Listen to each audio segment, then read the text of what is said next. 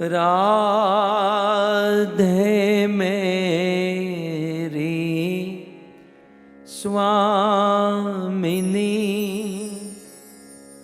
मैं राधे को दास जन्म जन्म मोहे दीजियो। श्री वृंदावनवा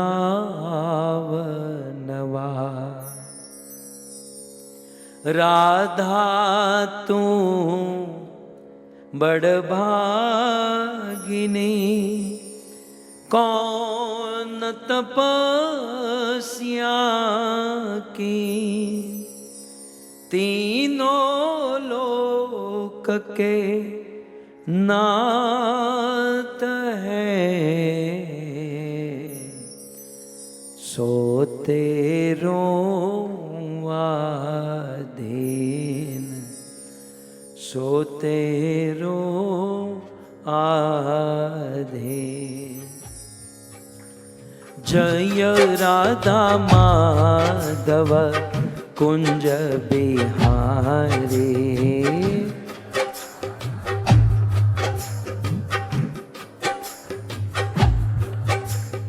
जय राधा माधव कुंज बिहारी,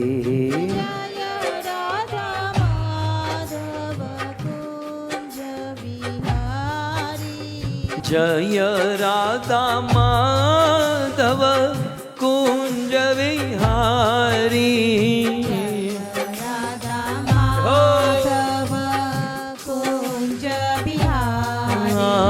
गोपी जनवल्लभ गिरिवरधारी, गोपी जनवल्लभ गिरिवरधारी, गोपी जनवल्लभ गिरिवरधारी, गोपी जनवल्लभ गिरिवरधारी। यशोदानंदन ब्रज जन रंजन, यशोदानंदन व्रज जन रंजन, यशोदानंदन ब्रज जन रंजन, यशोदानंदन व्रज जन रंजन, यशोदानंदन ब्रज जन रंजन, यशोदानंदन व्रज जन रंजन। यमुना तीर वनचारी, यमुना तीर वनचारी, जय राधा माधव कुंज बिहारी, जय राधा माधव कुंज बिहारी, जय राधा माधव कुंज बिहारी, जय राधा माधव कुंज बिहारी। भज गोविंद गोविंद गोपाला, भज गोविंद गोविंद गोपाला, भज गोविंद गोविंद गोपाला, भज गोविंद गोविंद गोपाला, भज मुरली मनोहर नंदलाला, मुरली मनोहर नंदलाला, हे भज मुरली मनोहर नंदलाला, भज मुरली मनोहर नंदलाला, भज गोविंद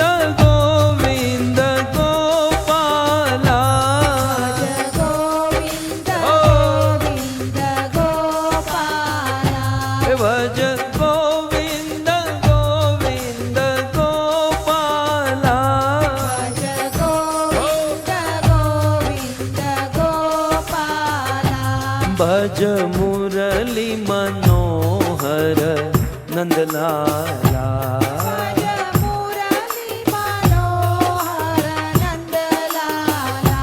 भज मुरली मनोहर नंदलाला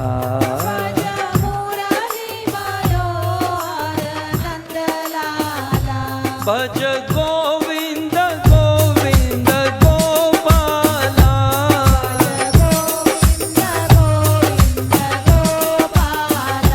भज गोविंद गोविंद गोपाला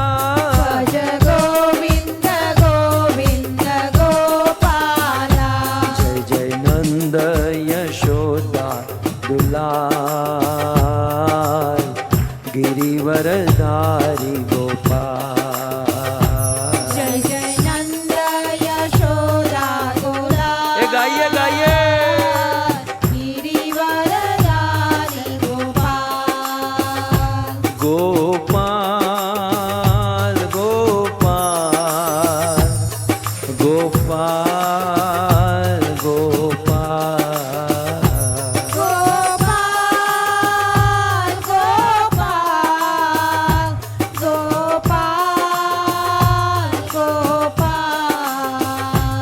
गोपाल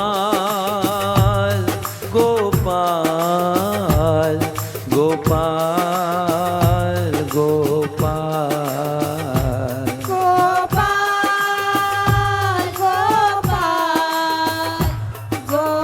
गोपाल गोपाल जय जय नंद यशोदा दुलार गिरिवरधारी गोपाल जय जय नंद यशोदा दुलार गिरिवरलाल गोपाल जय जय नंद यशोदा दुलार गिरिवरधारी गोपाल जय जय नंद यशोदा दुलार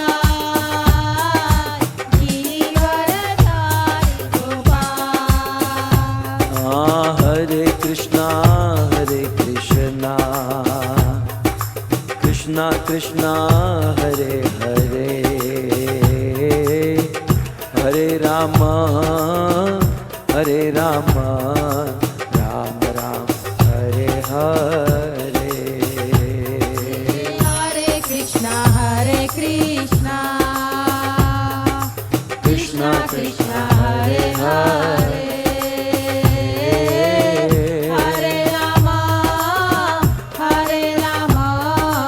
राम राम हरे हरे हरे कृष्णा कृष्ण कृष्ण हरे हरे हरे राम राम राम हरे हरे हरे कृष्णा कृष्णा कृष्णा हरे हरे हरे राम राम राम हरे हरे बोलो हरे कृष्णा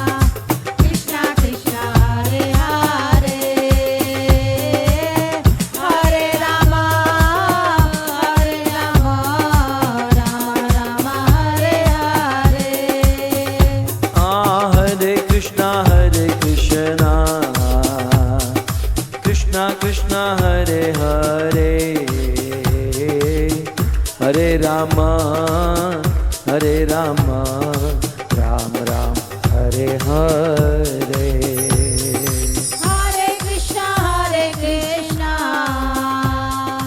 कृष्णा कृष्णा हरे हरे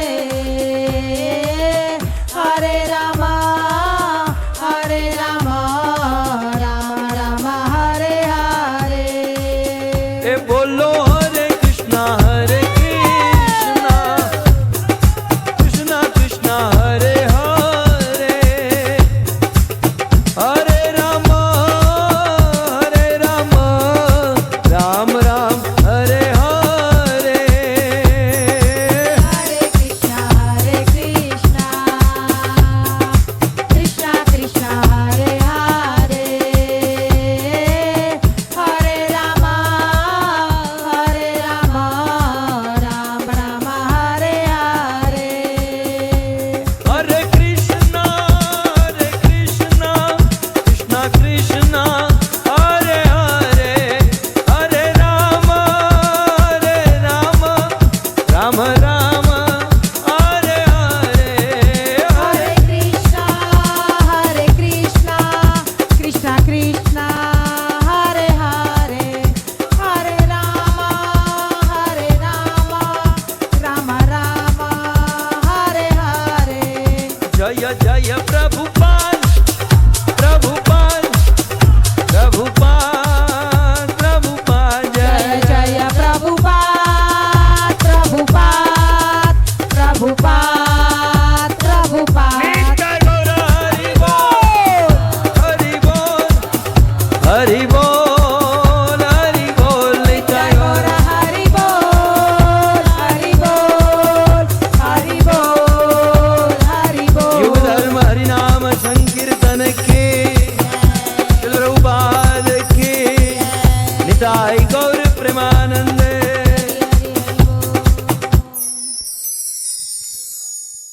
श्री गुरुवे गौरचंद्राय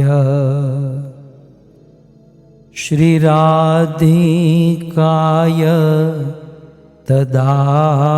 तदालये कृष्णाय कृष्ण भक्ताय तद्भक्ताय नमो नमः यं ब्रह्मा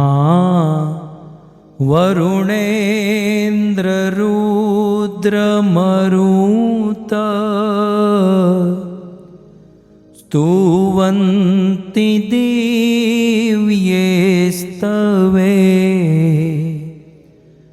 वेदे साङ्गपद क्रमोपनिषदे गायन्ति यं सामगा ध्यानावस्थित तद्गतेन मनसा पश्यन्ति यं योगिनो यस्यान्तं न विदु सुरासुरगणा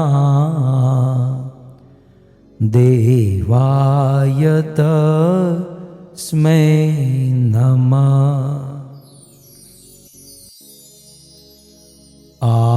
आराध्यो भगवान् ब्रजेशतनय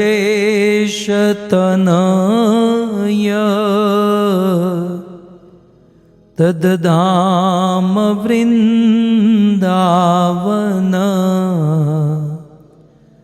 रम्या काचिदुपासना ब्रजबधो वर्गेण या कल्पिता श्रीमद्भागवतं प्रमाणममलम् प्रेमापुमल्तो महान् श्री चैतन्य महाप्रभो मतमिदं तत्रादरो नः पर वंशी विभूषितकरा नवनीरदाभात पीताम्बर दरुणबिम्बफल दरोष्ठा पूर्णेन्दुसुन्दरमुखात् अरविन्दनेत्रात्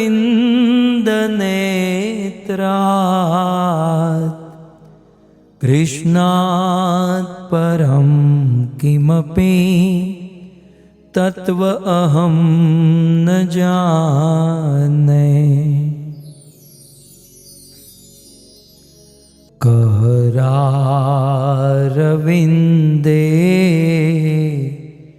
न पदारविन्दम्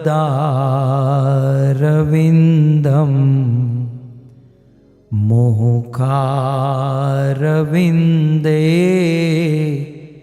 विनिवेशयन्तम् वटस्य पत्रस्य पुटे शयानं बालं मुकुन्दं मनसा स्मरामि। भक्त्या विहीना अपराधलक्ष्ये शीताप्श्च कामादितरङ्गमध्ये कृपामयि त्वां शरणं प्रपन्ना वृन्दे नुमस्ते चरणारविन्दम्।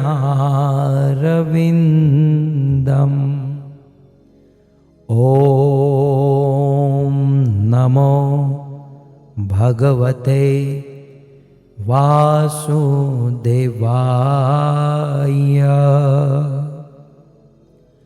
ॐ नमो भगवते वासुदेवाय।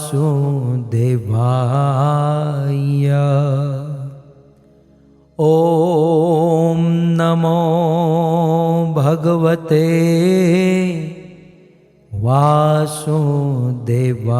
वासुदेवाय। जय जय श्री राधा रमण जय जय नवल किशोर जय गोपी चित चोर प्रभो जय जय माखन चोर जय जय माखन चोर। श्री कृष्णचंद्र भगवान की, जगत गुरु श्रील प्रभुपाद की। उपस्थित भगवत कथा अनुरागी पधारे हुए भक्त वृंद, इस सभा को परम सुशोभित करने वाले हमारे अंतर्राष्ट्रीय कृष्ण भावनामृत संघ इस्कॉन के वरिष्ठ भक्तगण, दूर दूर से देश विदेश से फेसबुक यूट्यूब आदि के माध्यम से बड़ी भारी मात्रा में इस कथा का श्रवण करने वाले समस्त श्रोतागण एवं बड़े भाव से प्रेममय हृदय से ये सुंदर भागवत कथा का आयोजन करने वाले हमारे विट्ठल भाई, कुंवर बहन, चौथानी का यह पूरा परिवार, जिनमें राम कृष्ण के तरह दोनों भाई सुरेश और नीता माता, महेश और तेजल माता और नीता बेन, सुरेश भाई और सभी बाल गोपाल, स्मित, अंशु, विंस, दीप, दर्शन और साथ ही साथ इनके शिक्षा गुरु जो आज प्रारंभ में आकर हम सबको संबोधित किए। चैतन्य चरितामृत में कृष्णदास कविराज गोस्वामी कहते हैं, शिक्षा गुरु हई कृष्ण र स्वरूप। शिक्षा गुरु जो है ना, वो कृष्ण के स्वरूप होते हैं। भगवान को जितना आदर देते हैं जीवन भर तक उन्हें उतना ही आदर देना चाहिए। एक माँ जैसे अपने बच्चे का शरीर का भरण पोषण पालन करती है, ठीक उसी प्रकार एक शिक्षा गुरु अपने शिष्य के आत्मा का और उनकी भक्ति का पालन पोषण करते हैं। कई बार माँ अपने बच्चों का भरण पोषण करने में अपनी ओर ध्यान नहीं रखती हैं, अपनी जवानी बर्बाद कर देती हैं, वे स्वयं भूखी रह जाती हैं और बहुत कुछ सैक्रिफाइस करके अपने बच्चों को आगे बढ़ाती हैं। ठीक उसी प्रकार एक गुरु, और गुरु में भी शिक्षा गुरु, अपने जीवन की ओर न देखकर अपने जीवन को बलिदान करके जगत में अपने शिष्यों की भक्ति का पोषण करते हैं।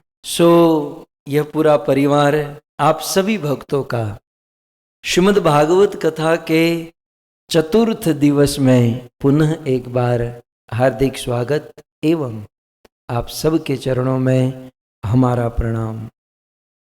राधे श्याम। मारे કંઈક નું કંઈક નવું લાવવું પડે, क्योंकि कुछ नया लाता हूं तो लोग कॉपी करने लगते हैं, तो लोगों से थोड़ा सा अलग रहने के लिए कुछ। आप सबको प्रणाम, राधे श्याम। ये नया शुरू करना है।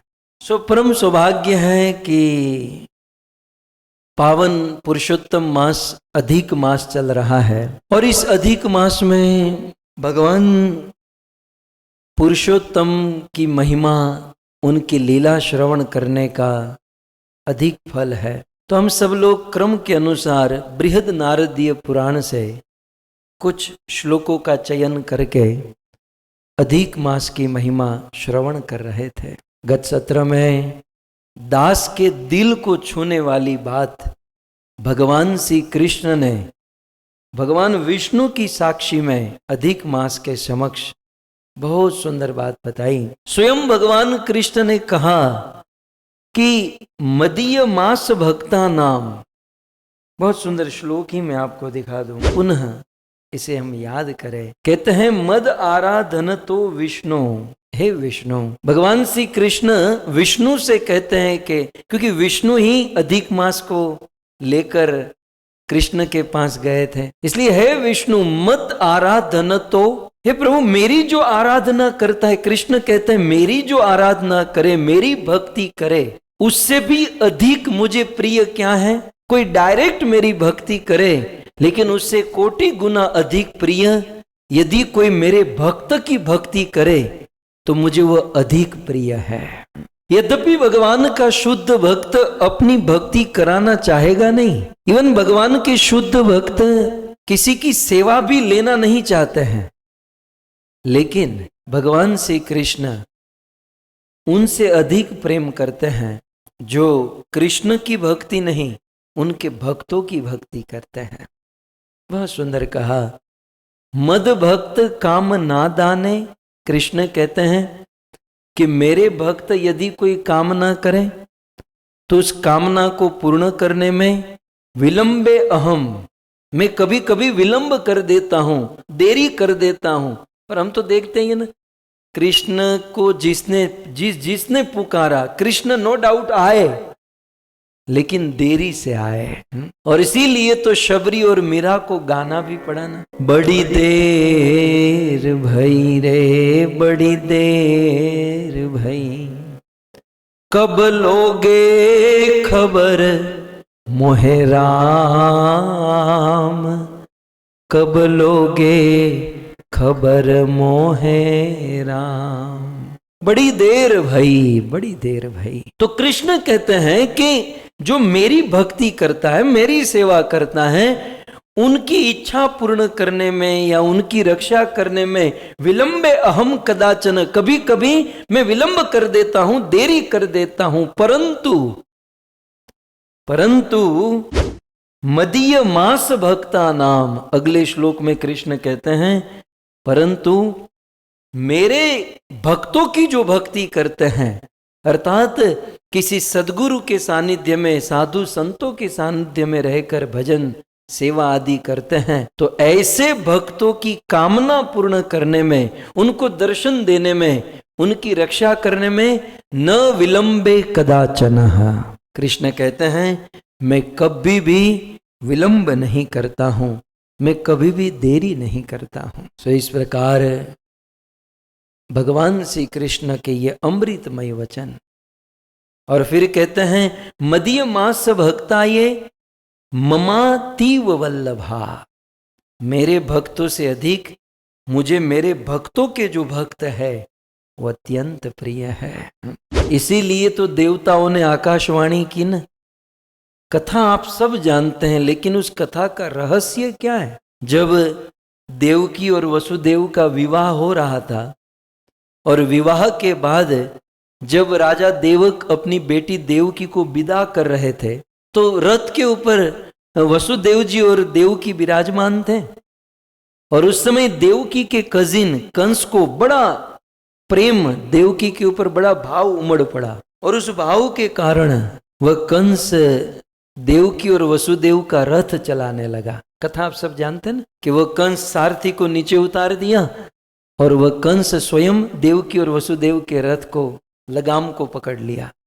अब यहां पर क्या हुआ, जब कंस देवकी और वसुदेव का रथ चलाने लगा तो देवलोक में खलबली मच गई, क्योंकि देवता ये सिद्धांत जानते हैं। सारे देवता एकत्रित हो गए, बोले परेशानी, बोले क्या परेशानी? बोले कंस जो है वसुदेव और देवकी की सेवा करने जा रहा है। ध्यान से सुनिएगा, कंस जो है वसुदेव और देवकी की सेवा करने जा रहा है। देवता इस सिद्धांत को जानते हैं, यदि कंस भगवान कृष्ण की सेवा करता तो हो सकते हैं कि कृष्ण कंस को मार दे, लेकिन कंस डायरेक्ट कृष्ण की सेवा नहीं कर रहा। कंस किसकी सेवा कर रहा है? कृष्ण के भक्त वसुदेव और देवकी की सेवा कर रहा है। तब देवताओं ने सोचा इस सिद्धांत के विषय में कि कंस यदि कृष्ण की सेवा करता तो कृष्ण मार देते, लेकिन आज कंस कृष्ण की नहीं, कृष्ण के भक्तों की सेवा करने जा रहा है। और यहां पर क्या कहा, मदीय मास भक्ता ये ते ममातीव वल्लभा, कृष्ण को अपने भक्तों से भी अधिक प्रिय अपने भक्तों के भक्त। હવે આપણે સીધી ગુજરાતીમાં વાત કરું, આપણે ત્યાં નથી કહેતા દીકરો પ્રિય હોય, પણ દીકરાનો દીકરો કેટલો પ્રિય હોય, એને આપણે વ્યાજનું વ્યાજ કહીએ, એને ચક્રવૃદ્ધિ વ્યાજ કહીએ। तो ठीक उसी प्रकार कृष्ण को अपना भक्त प्रिय, लेकिन उससे भी अधिक प्रिय भक्त का भक्त जो है वो अधिक प्रिय है। और इसीलिए देवताओं ने सोचा कि यदि कंस यदि कृष्ण का रथ चलाता ना तो एक बार कृष्ण कंस को मार देते, लेकिन कंस कृष्ण के भक्तों का रथ चला रहा है। देवकी और वसुदेव कौन है? कृष्ण के भक्त ही तो है। तो कंस कृष्ण के भक्तों का रथ चलाने जा रहा है, इसलिए भगवान कभी भी कंस को नहीं मार सकते। देवताओं ने सोचा ऐसा क्या करे जिससे कंस भगवान के भक्तों की, देवकी वसुदेव की सेवा न करे, क्योंकि रथ यदि चल गया, सेवा यदि हो गई तो भगवान का तो ये सिद्धांत गलत हो जाएगा। तब उस समय देवताओं के पास और कोई चारा नहीं मिला और देवताओं ने आकाशवाणी कर दी। आकाशवाणी आप जानते हैं कि अरे दुष्ट मूर्ख कंस तू जिसका रथ चला रहा है या चलाने जा रहा है, उसकी 8वीं संतान तेरे मृत्यु का कारण बनेगी।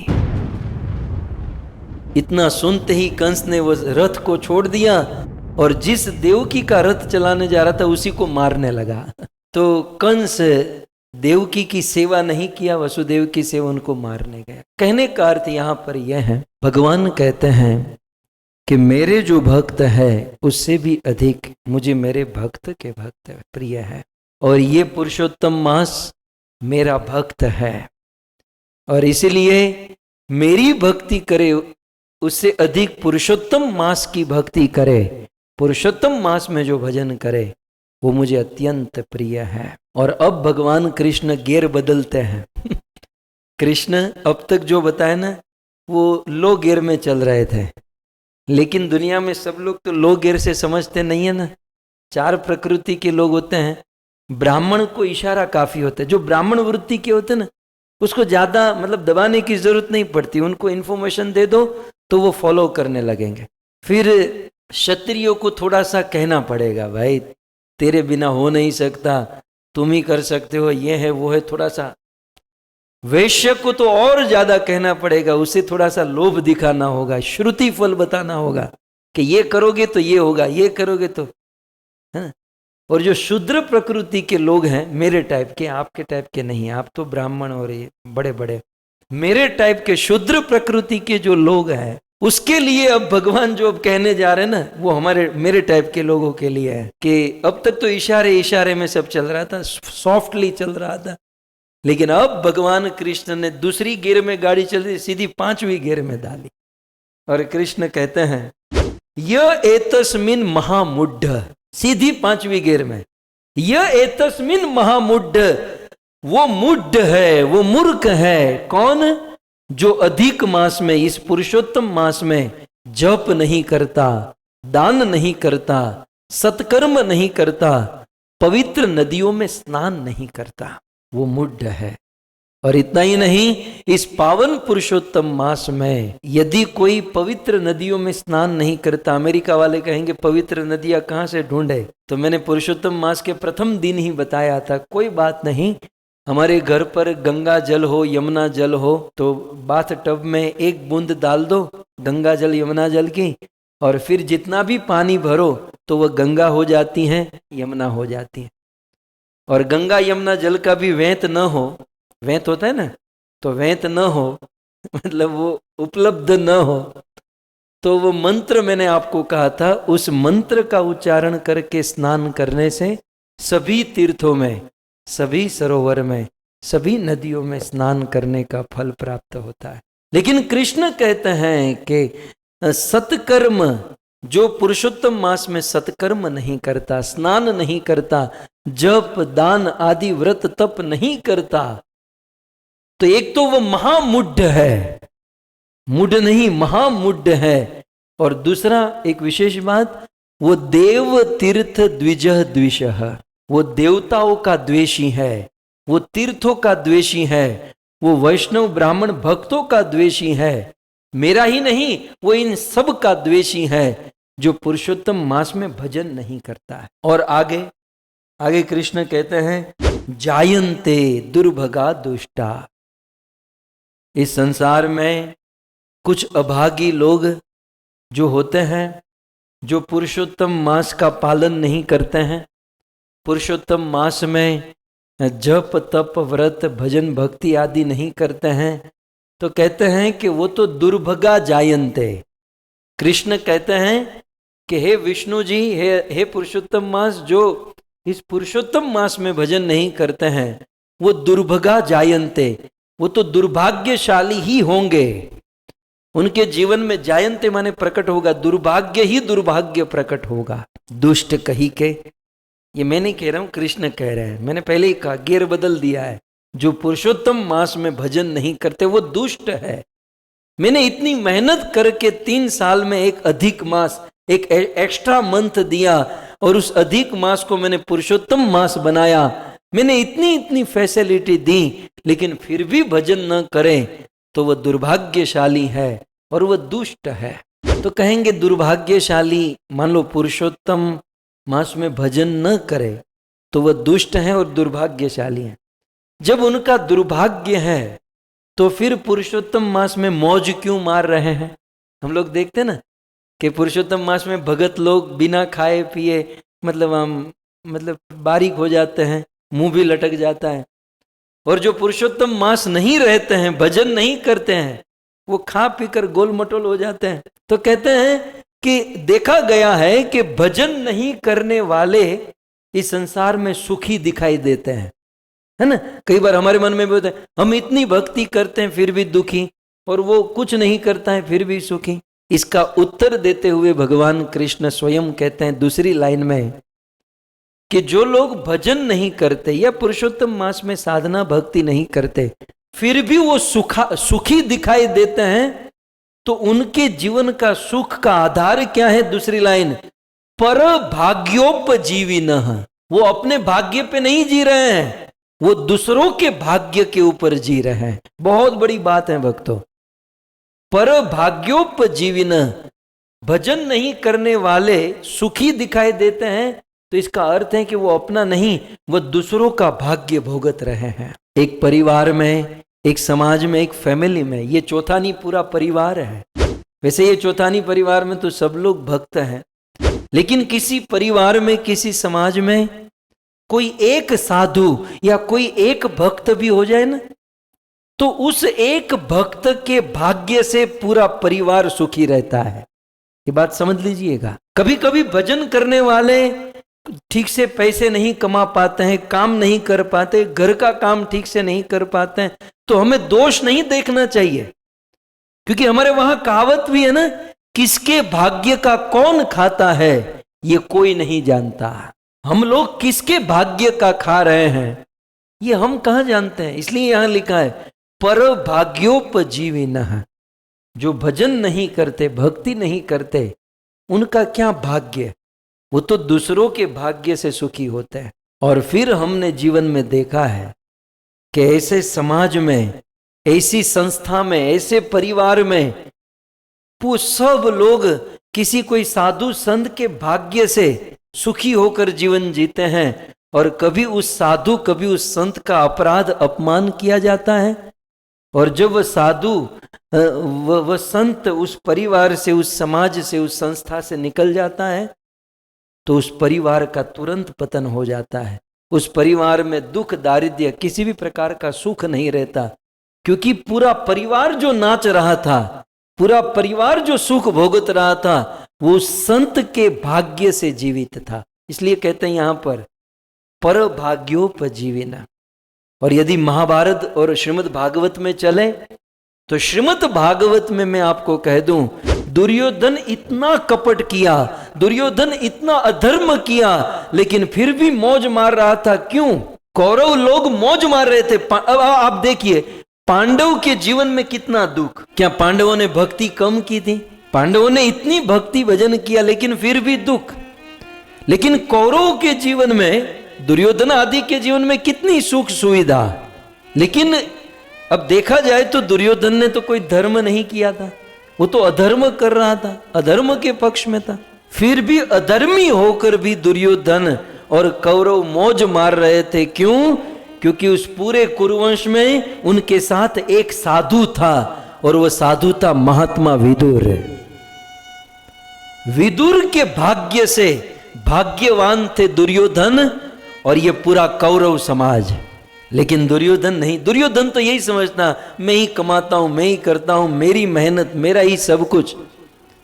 इस प्रकार का अहंकार हमारे आपके जीवन में बहुत होता है। लेकिन सारी हवा निकल गई जिस समय महात्मा विदुर कौरवों को छोड़कर चले गए। उसी दुर्योधन ने, जिस विदुर के भाग्य से ये सब लोग उछल रहे थे, मौज मार रहे थे, दुर्योधन ने भरी सभा में महात्मा विदुर का अपमान कर दिया। और इतना अपमान कि महात्मा विदुर हस्तिनापुर को छोड़कर कौरवों को त्याग दिए, धृतराष्ट्र, दुर्योधन आदि को त्याग दिए। और वहां भागवत में सूत गोस्वामी, मैत्रेय मुनि कहते हैं कि विदुर जी ने हस्तिनापुर को क्या त्यागा? जिस दिन विदुर जी हस्तिनापुर छोड़कर निकल गए, उस दिन हस्तिनापुर भाग्य विहीन हो गई, हस्तिनापुर श्रीहीन हो गई, हस्तिनापुर का सारा प्रभाव प्रकाश खत्म हो गया। क्योंकि पूरी हस्तिनापुर सुखी थी एकमात्र महात्मा विदुर के भाग्य से। और जिस दिन उनका अपमान किया गया और वे निकल गए, उस दिन सब खत्म हो गया। और कुछ ही दिनों में विदुर जी यात्रा करने गए, जब वापस लौटे तब तक तो सब खत्म।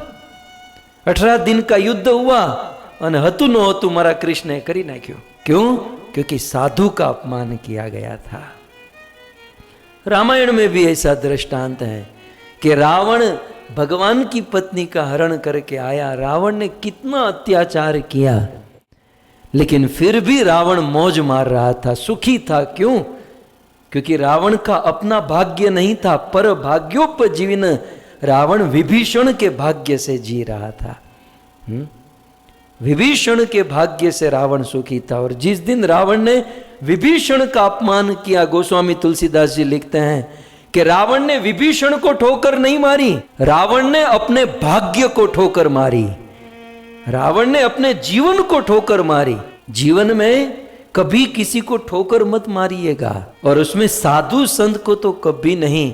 क्या पता हम उस साधु संत के भाग्य से जीवित हैं, हम उस साधु संतों के भाग्य से सुख भोगत रहे हैं।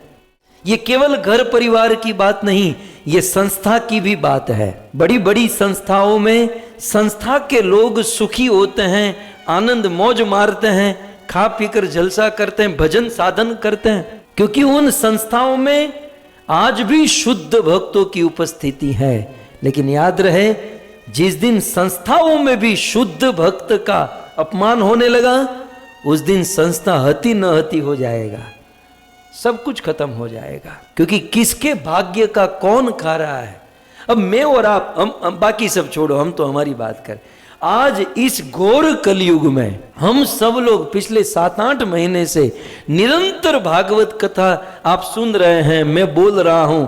क्या ये हमारा भाग्य काम कर रहा है? क्या ये हम ऐसा सोचे कि हमारे भाग्य में ये सब कुछ लिखा था? नहीं, ये हम लोग प्रभुपाद का भाग्य भोगत रहे हैं, हम इस साधु का भाग्य भोगत रहे हैं। हमारे घर परिवार में कोई एक भाग्यशाली होता है ना, तो उनके भाग्य को पूरा परिवार भोगतता है। ठीक उसी प्रकार शिल प्रभुपाद के भाग्य से हम भाग्यवान हैं, इस संस्था के शुद्ध भक्तों के भाग्य से भाग्यवान। और जिस दिन उनको त्यागा, उस दिन सब कुछ खत्म हो जाएगा। बहुत सुंदर सुंदर बातें हैं। कई वर्षों से मैं कथा कर रहा हूँ, गीता, भागवत, रामायण या आदि में क्लियर रूप से जो श्लोक नहीं मिले, वह श्लोक मुझे बृहद नारदीय पुराण में पुरुषोत्तम महिमा में मिले हैं। डंके की चोट से ये बात आप समझ सकते हैं। तो जायन्ते दुर्भगा दुष्टा पर भाग्योपजीविनः, जो भजन नहीं करते, खास करके जो पुरुषोत्तम मास में भक्ति नहीं करते, फिर भी सुखी है, तो इसका कारण अपना भाग्य नहीं, वह दूसरों के भाग्य से सुखी है। और न कदाचित सुखम तेषाम, कृष्ण कहते हैं, कृष्ण ने तो बाटलो फाटी ज गयो, समझी लेजो તમે। હવે જે શ્લોકો આવવાના છે, तो कृष्ण कहते हैं न कदाचित सुखम तेषाम, भजन नहीं करने वाले के जीवन में कभी सुख नहीं आ सकता। और पुरुषोत्तम मास में भजन नहीं करने, भक्ति नहीं करने वाले के जीवन में तो स्वप्न में भी सुख नहीं आ सकता। न कदाचित सुखम तेषाम स्वप्न अपि। कृष्ण दृष्टांत देते हुए कहते हैं, कैसे? कहते हैं सशृंगवत, जैसे सशक माने ससलू। देखो, संस्कृत का सीधा गुजराती ट्रांसलेशन है, संस्कृत का सीधा शब्द गुजराती में लिया गया। शशक આપણે ગુજરાતીમાં સસલું કહેવાય, આ હિન્દીવાળા એને ખરગોશ કહે, તો શશક, ઇંગ્લિશવાળા તો કંઈક નવું જ લાવ્યા, રેબિટ। खैर, तो शशक, शशक माने ससलू। तो शशक श्रृंगवत, खरगोश को सिंग होते हैं, शिंगड़ा હોય खरगोशને, સસલાને। સસલો મરી જાય તો એને શિંગડા આવી શકે? ससलो आम बो बल करे, ताकत करे, इन्हें कभी खरगोश को कभी सिंग आ सकता है? भगवान कृष्ण कहते हैं कि जैसे खरगोश को कभी सिंग नहीं आ सकता, वैसे भजन नहीं करने वाले को कभी सुख नहीं मिल सकता। और पुरुषोत्तम मास में, अधिक मास में अधिक भजन नहीं करने वाला, जैसे खरगोश के ऊपर सिंग नहीं आ सकता, वैसे उसके जीवन में कभी सुख नहीं आ सकता यदि वह भजन भक्ति ना करे। आइए गेर के ऊपर गेर बदलते जा रहे हैं। तिरस्कुर्वन्ति ये मुड्ढा मलमासम मम प्रियम। अब देखिए कितनी सुंदर बात, दूसरी लाइन में कृष्ण कहते हैं ये मल मास जो था पूर्व में इसका नाम, अभी तो ये पुरुषोत्तम मास हो गया है, लेकिन ये मल मास मम प्रियम, कृष्ण कहते ये मेरा प्रिय मास है। भगवान श्री कृष्ण को पूछो प्रभु ये कार्तिक, मार्गशीर्ष, पौष, फाल्गुन, वैशाख, ये जितने भी महीने हैं सभी महीनों में आपका प्रिय महीना कौन सा है? कृष्ण कहते हैं मल मास मम प्रियम, ये अधिक मास मेरा प्रिय मास है, पुरुषोत्तम मेरा प्रिय महीना है। और तिरस्कुर्वन्ति, यदि कोई ऐसे पुरुषोत्तम मास का तिरस्कार करता है ये मुड्ढा, वो मूढ़ है। और न आचरंती ये धर्म ते सदा निरालया।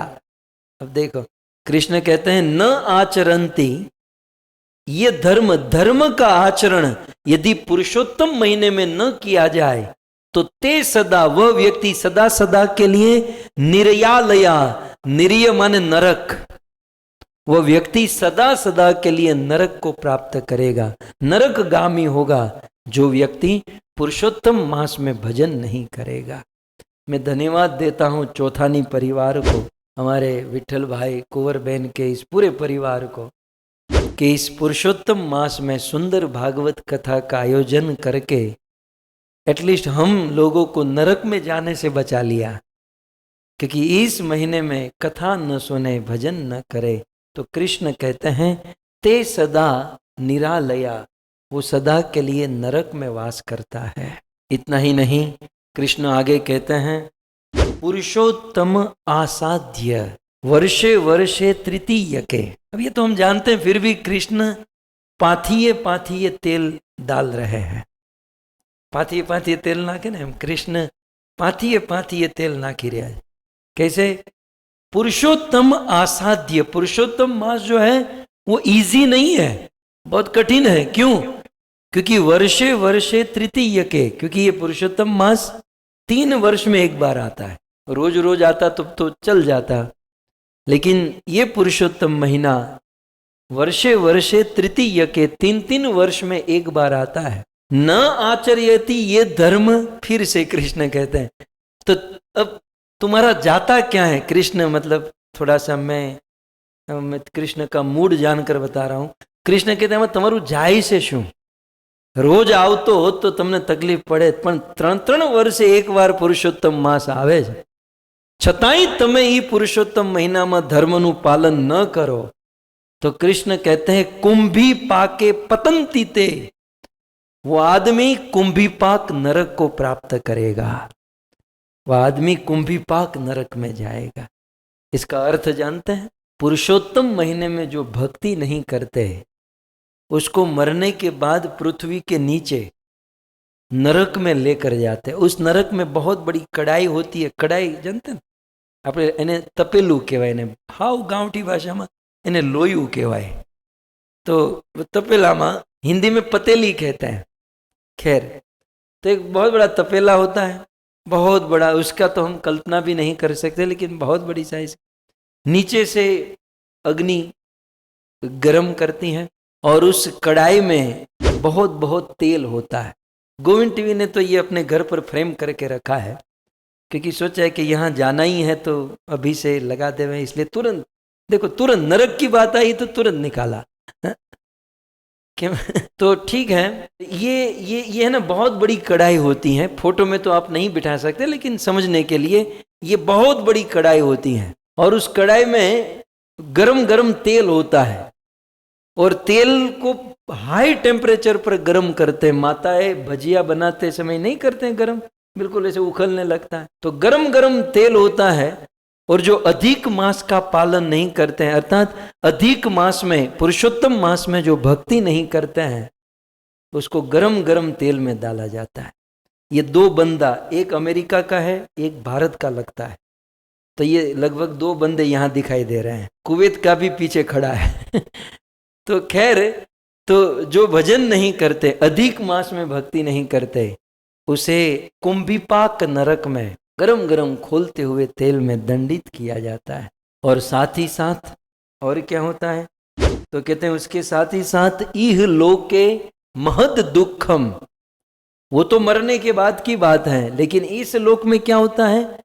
जो पुरुषोत्तम मास में भक्ति नहीं करते हैं, कृष्ण कहते हैं कि इह लोक के, इस लोक में उसे महत दुख, बहुत दुख मिलता है। और पुत्र पौत्र कलत्रजम, और सिर्फ अपने को ही नहीं, अपने पुत्र पौत्र और उनके भी पुत्र आदि को ये दुख भोगतना पड़ता है। प्राप्नुवंती महामुड्ढा दुख दावा नल स्थिता।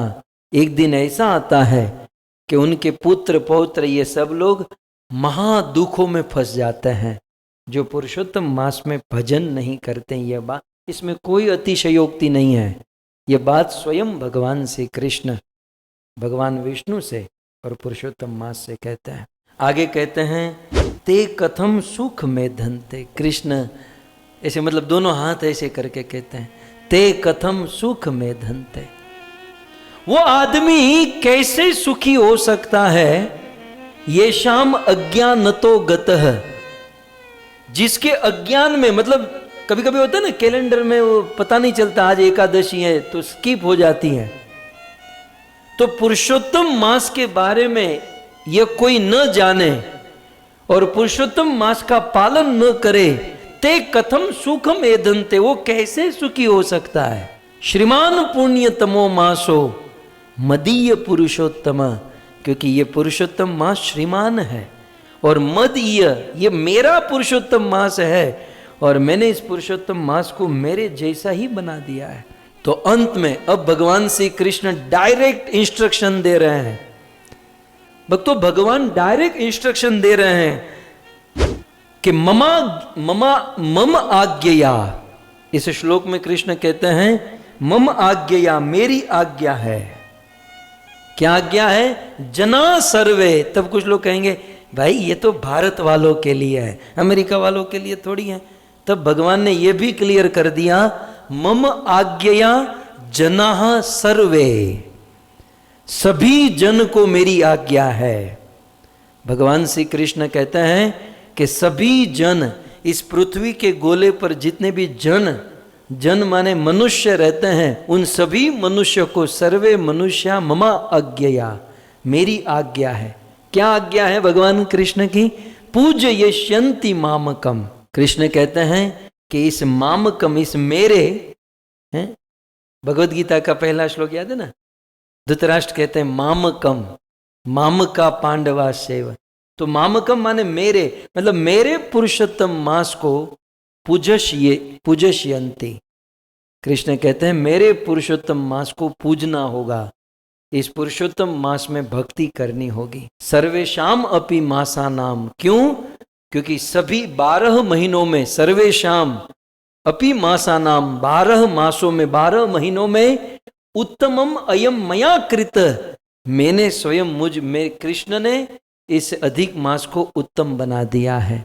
इसलिए ममाज्ञया, इसलिए मेरी आज्ञा है कि पुरुषोत्तम मास का सबको पालन करना चाहिए। भक्तों, इस प्रकार से भगवान श्री कृष्ण ने आज्ञा दे दी, निवेदन दे दिया और कृष्ण ने कहा कि बस अब मुझे जितना बोलना था वो मैंने बोल दिया। भगवान विष्णु, कृष्ण कहते हैं कि प्रभु आप हैप्पी, आप इसको दुखी आदमी को लेकर आए थे मेरे पास, तो आप इसे लेकर आए तो आप खुश हो, हैप्पी? भगवान विष्णु ने कहा हैप्पी हैप्पी, मैं तो बड़ा हैप्पी हूँ, खुश हूँ।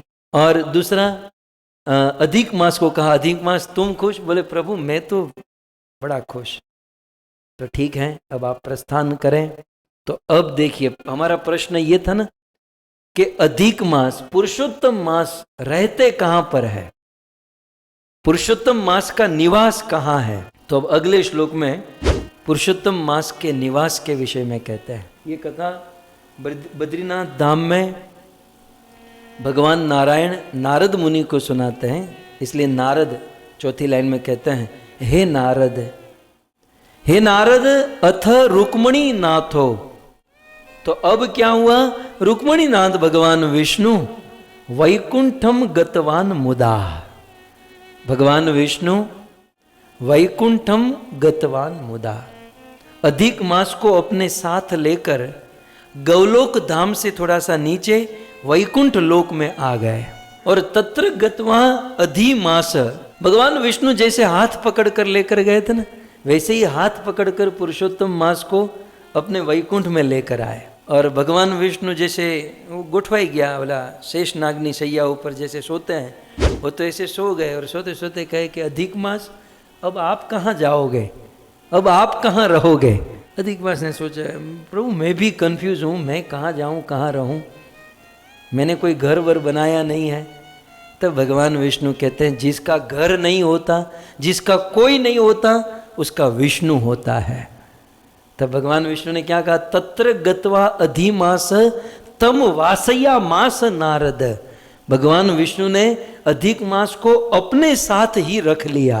तो अधिक मास जो है भगवान विष्णु के साथ वैकुंठ में रहते हैं। पुरुषोत्तम मास का वास कहाँ पर है? वैकुंठ में।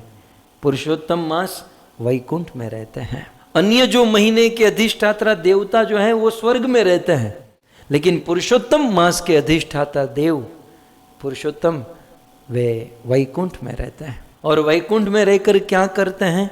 अगले श्लोक में कहते हैं तत्रति वसम तम प्राप्य मोद माने भवत तथा मासानाम अधिपो भूतवा रमते विष्णु ना सह। चौथी लाइन बड़ी महत्वपूर्ण है कि अधिक मास पुरुषोत्तम मास वैकुंठ में रहते हैं, क्या करते हैं? रमते विष्णु ना सह।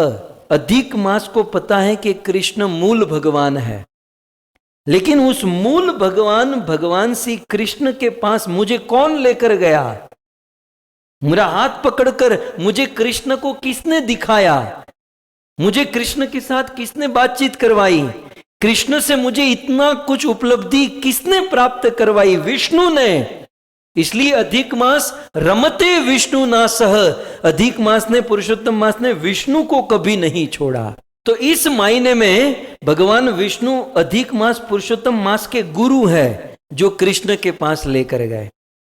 और जो गुरु होते हैं उसे कभी भी त्यागना नहीं चाहिए। यह बहुत सुंदर बात है, रमते विष्णु ना सह। वैसे कहते हैं तत्र वयसम तम प्राप्य मोद माने भवत तथा। अधिक मास मोद मान प्रसन्न सुखी होकर वैकुंठ में रहने लगे। क्यों? क्योंकि मासानाम अधिपो भूतवा, क्योंकि अधिक मास को सभी महीनों का अधिप राजा बना दिया गया था। यद्यपि अधिक मास राजा था, आप देखिए, यद्यपि राजा था, वो अपनी सभा अपना समाज सब कुछ तैयार कर सकता था, लेकिन नहीं, वो जानते थे आज मैं जो कुछ भी हूं भगवान विष्णु के कारण, क्योंकि वही मुझे कृष्ण के पास लेकर गए।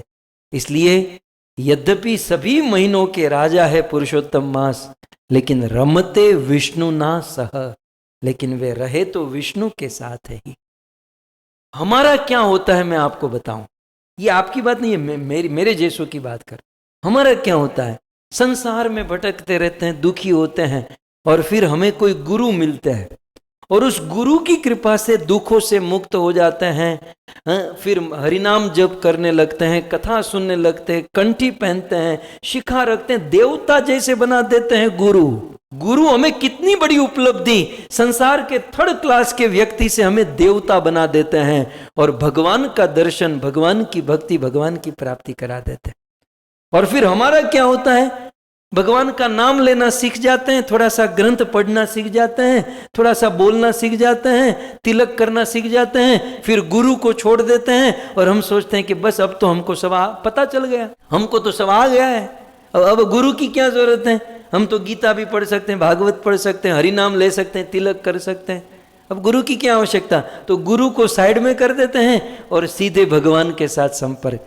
ऐसे व्यक्ति बाहर से भले कितने भी बड़े भक्त दिखाई दे, लेकिन गुरु को साइड करके, गुरु को छोड़कर आगे बढ़ना चाहते हैं, वो कभी नहीं हो सकता। विचार करो, ये सिद्धांत आपके सामने है। ये अधिक मास, पुरुषोत्तम मास कहीं भी रह सकता था। इवन पुरुषोत्तम मास स्वयं अपना भी, क्योंकि यहां पर लिखा है मासानाम अधिपो भूतवा, पुरुषोत्तम मास सभी महीनों का राजा हो चुका था। वो अपनी सभा, अब सभी महीनों को अपने चरणों में बिठाकर बहुत कुछ कर सकता था, नहीं किया। पुरुषोत्तम मास की ये महिमा रही कि रमते विष्णु ना सह, मैं मेरे गुरु के साथ रहूंगा, मैं मेरे गुरु के सानिध्य में रहूंगा, क्योंकि गुरु ने मुझे कृष्ण को दिखाया, मुझे मार्ग दिखाया है। सो इस प्रकार रमते विष्णु ना सह। तो यहाँ पर एक सिद्धांत हम जैसे लोगों के लिए, आपको तो नहीं, कि हम जैसे लोगों के लिए, कि शिष्यों के साथ कम रहना चाहिए, गुरुओं के साथ ज़्यादा रहना चाहिए। ये खास करके हमारे इस्कॉन में जो प्रीचिंग करते हैं ना प्रचारक कई सारे, मैं पहले हूँ, हमारी एक आदत हो जाती है, हम शिष्यों के साथ ज़्यादा रहते हैं क्योंकि मान सम्मान प्रतिष्ठा आदर जो कुछ भी वहीं से आने वाला है, और गुरु के साथ रहेंगे वो तो कान पकड़ेंगे। और कान अब क्या होता क्या है कि लोगों से मान सम्मान इतना आदर आदर लेते लेते लेते लेते आदर लेने की इतनी आदत हो जाती है कि कभी कभार हमारे गुरु मिले और वे गुरु कुछ सत्य बात बता दे कि आप में ये गलती है, तो हमें अच्छा नहीं लगता, बुरा लग जाता है। अधिक मास से ये भी सीखने लायक है। चैतन्य महाप्रभु ने कहा आमार आज्ञा है तार यही देश, भारत भूमि ते मनुष्य जन्म जार। ये कहा, ये सत्य बात है कि भारत में जन्म हुआ, भक्ति करो प्रचार करो, लेकिन ये नहीं कहा कि गुरु को छोड़कर केवल शिष्यों के बीच में पड़े रहो। नहीं, शास्त्र का सिद्धांत है ये तो मात्र और मात्र लोगों पर करुणा करने के लिए शिष्यों के साथ रहे, फिर तुरंत उस स्थान को छोड़कर गुरु के सानिध्य में रहे, जहां से हमें पावर मिलता है, जो जनरेटर है वहां रहे, नहीं कि लोगों की मान प्रतिष्ठा सम्मान में फंस जाए। अपने आप को चेक करो कि मैं कितना समय मेरे से छोटे, मेरे से आश्रित, मेरे शिष्यों के साथ बिताता हूं और कितना समय मैं गुरु के साथ बिताता हूं। और फिर सरवाળો કરો, આપણે સરવાળો માંડજો જીવનમાં કેટલું કમાણા, તો એનો સરવાળો પછી માંડો। ये प्रीचर प्रचार करने वालों की बात है कि भाई हम गुरुजनों के साथ कितना रहता है। तो यदि गुरुजनों के साथ हमारा समय कम होगा तो बाय डिफॉल्ट समझ लीजिए सिद्धांत से अभिमान अहंकार मोह ममता माया ये सब जीवन में भर जाएगी। क्योंकि भक्तों हमें गुरु की आवश्यकता भक्ति के पहले भी है, भक्ति के बीच में भी है और भक्ति के अंत में भी है, लेकिन हम नहीं समझ पाते। लोगों से लोगों के गुरु बन बनकर हम हमारे गुरु को भूल जाते हैं। ये मैं मेरी बात कर रहा हूँ, आप लोगों का तो ये कुछ है ही नहीं, लेकिन मैं मेरे मन को आज समझा रहा हूँ, कोस रहा हूँ कि भाई तू कितना समय बिताता है गुरुजनों के। पुरुषोत्तम मास आज राजा है, बादशाह है। पुरुषोत्तम मास इतना उत्तम है क्यों? क्योंकि उसने अपना अधिक समय अपने गुरु के साथ बिताया। रमते विष्णु ना सह, देखिए तो सही सिद्धांत, रमते विष्णु ना सह, और गुरु के साथ मुंह बिगाड़ कर नहीं। एक एक शब्द आस्वादनीय है। रमते, रमते माने रमण करना, आनंद करना, आनंद करना, यह है। तो बहुत सारी बातें हैं, फिर अधिक गंभीर हो जाएगा क्योंकि कृष्ण ने गियर बदला है और मैं भी यदि गियर बदल दूं तो फिर तो रमते विष्णु ना सह। सो खैर, तो इस प्रकार अधिक मास दो वस्तु है।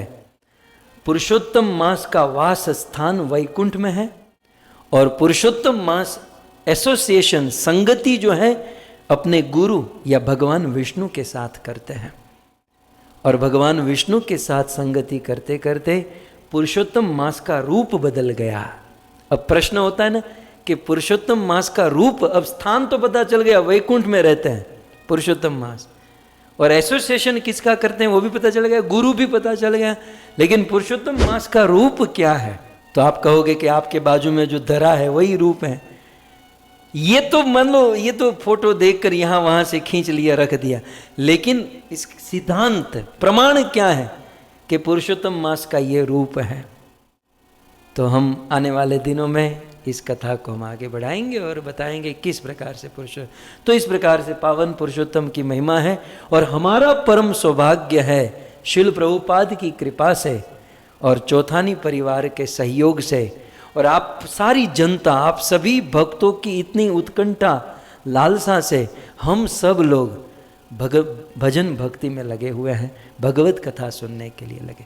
आइए तो ज़्यादा समय न लेते हुए भगवान श्री कृष्ण की बाल लीला। कंस ने एक असुर को भेजा है और वह असुर शकट का रूप धारण करके शक्टासुर बनकर आया है और भगवान श्री कृष्ण उस शक्टासुर के साथ मुठभेड़ होने वाली है। यत शृण्वतोपे त्यरतिर्वितृष्णा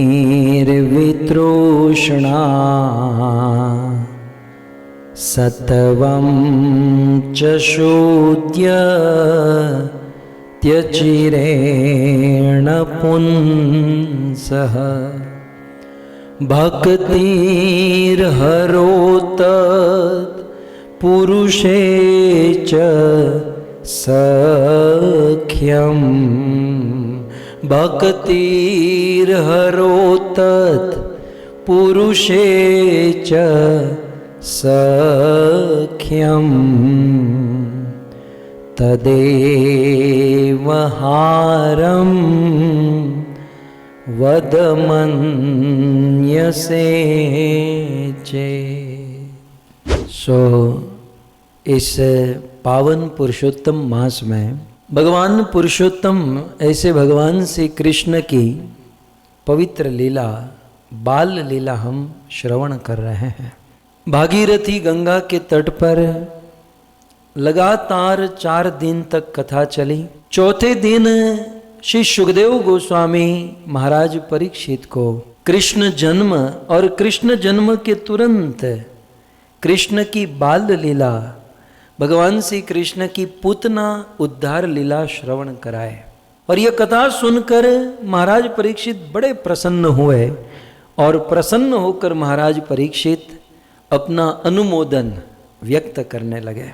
महाराज परीक्षित के जीवन का अनुभव, उन्होंने कथा सुनकर क्या अनुभव किया, भगवान श्री कृष्ण कथा की क्या महिमा है और कृष्ण कथा में भी कृष्ण की बाल लीला की क्या महिमा है, कृष्ण की बाल लीला सुनने की क्या महिमा है, इस एक श्लोक में बताते हैं।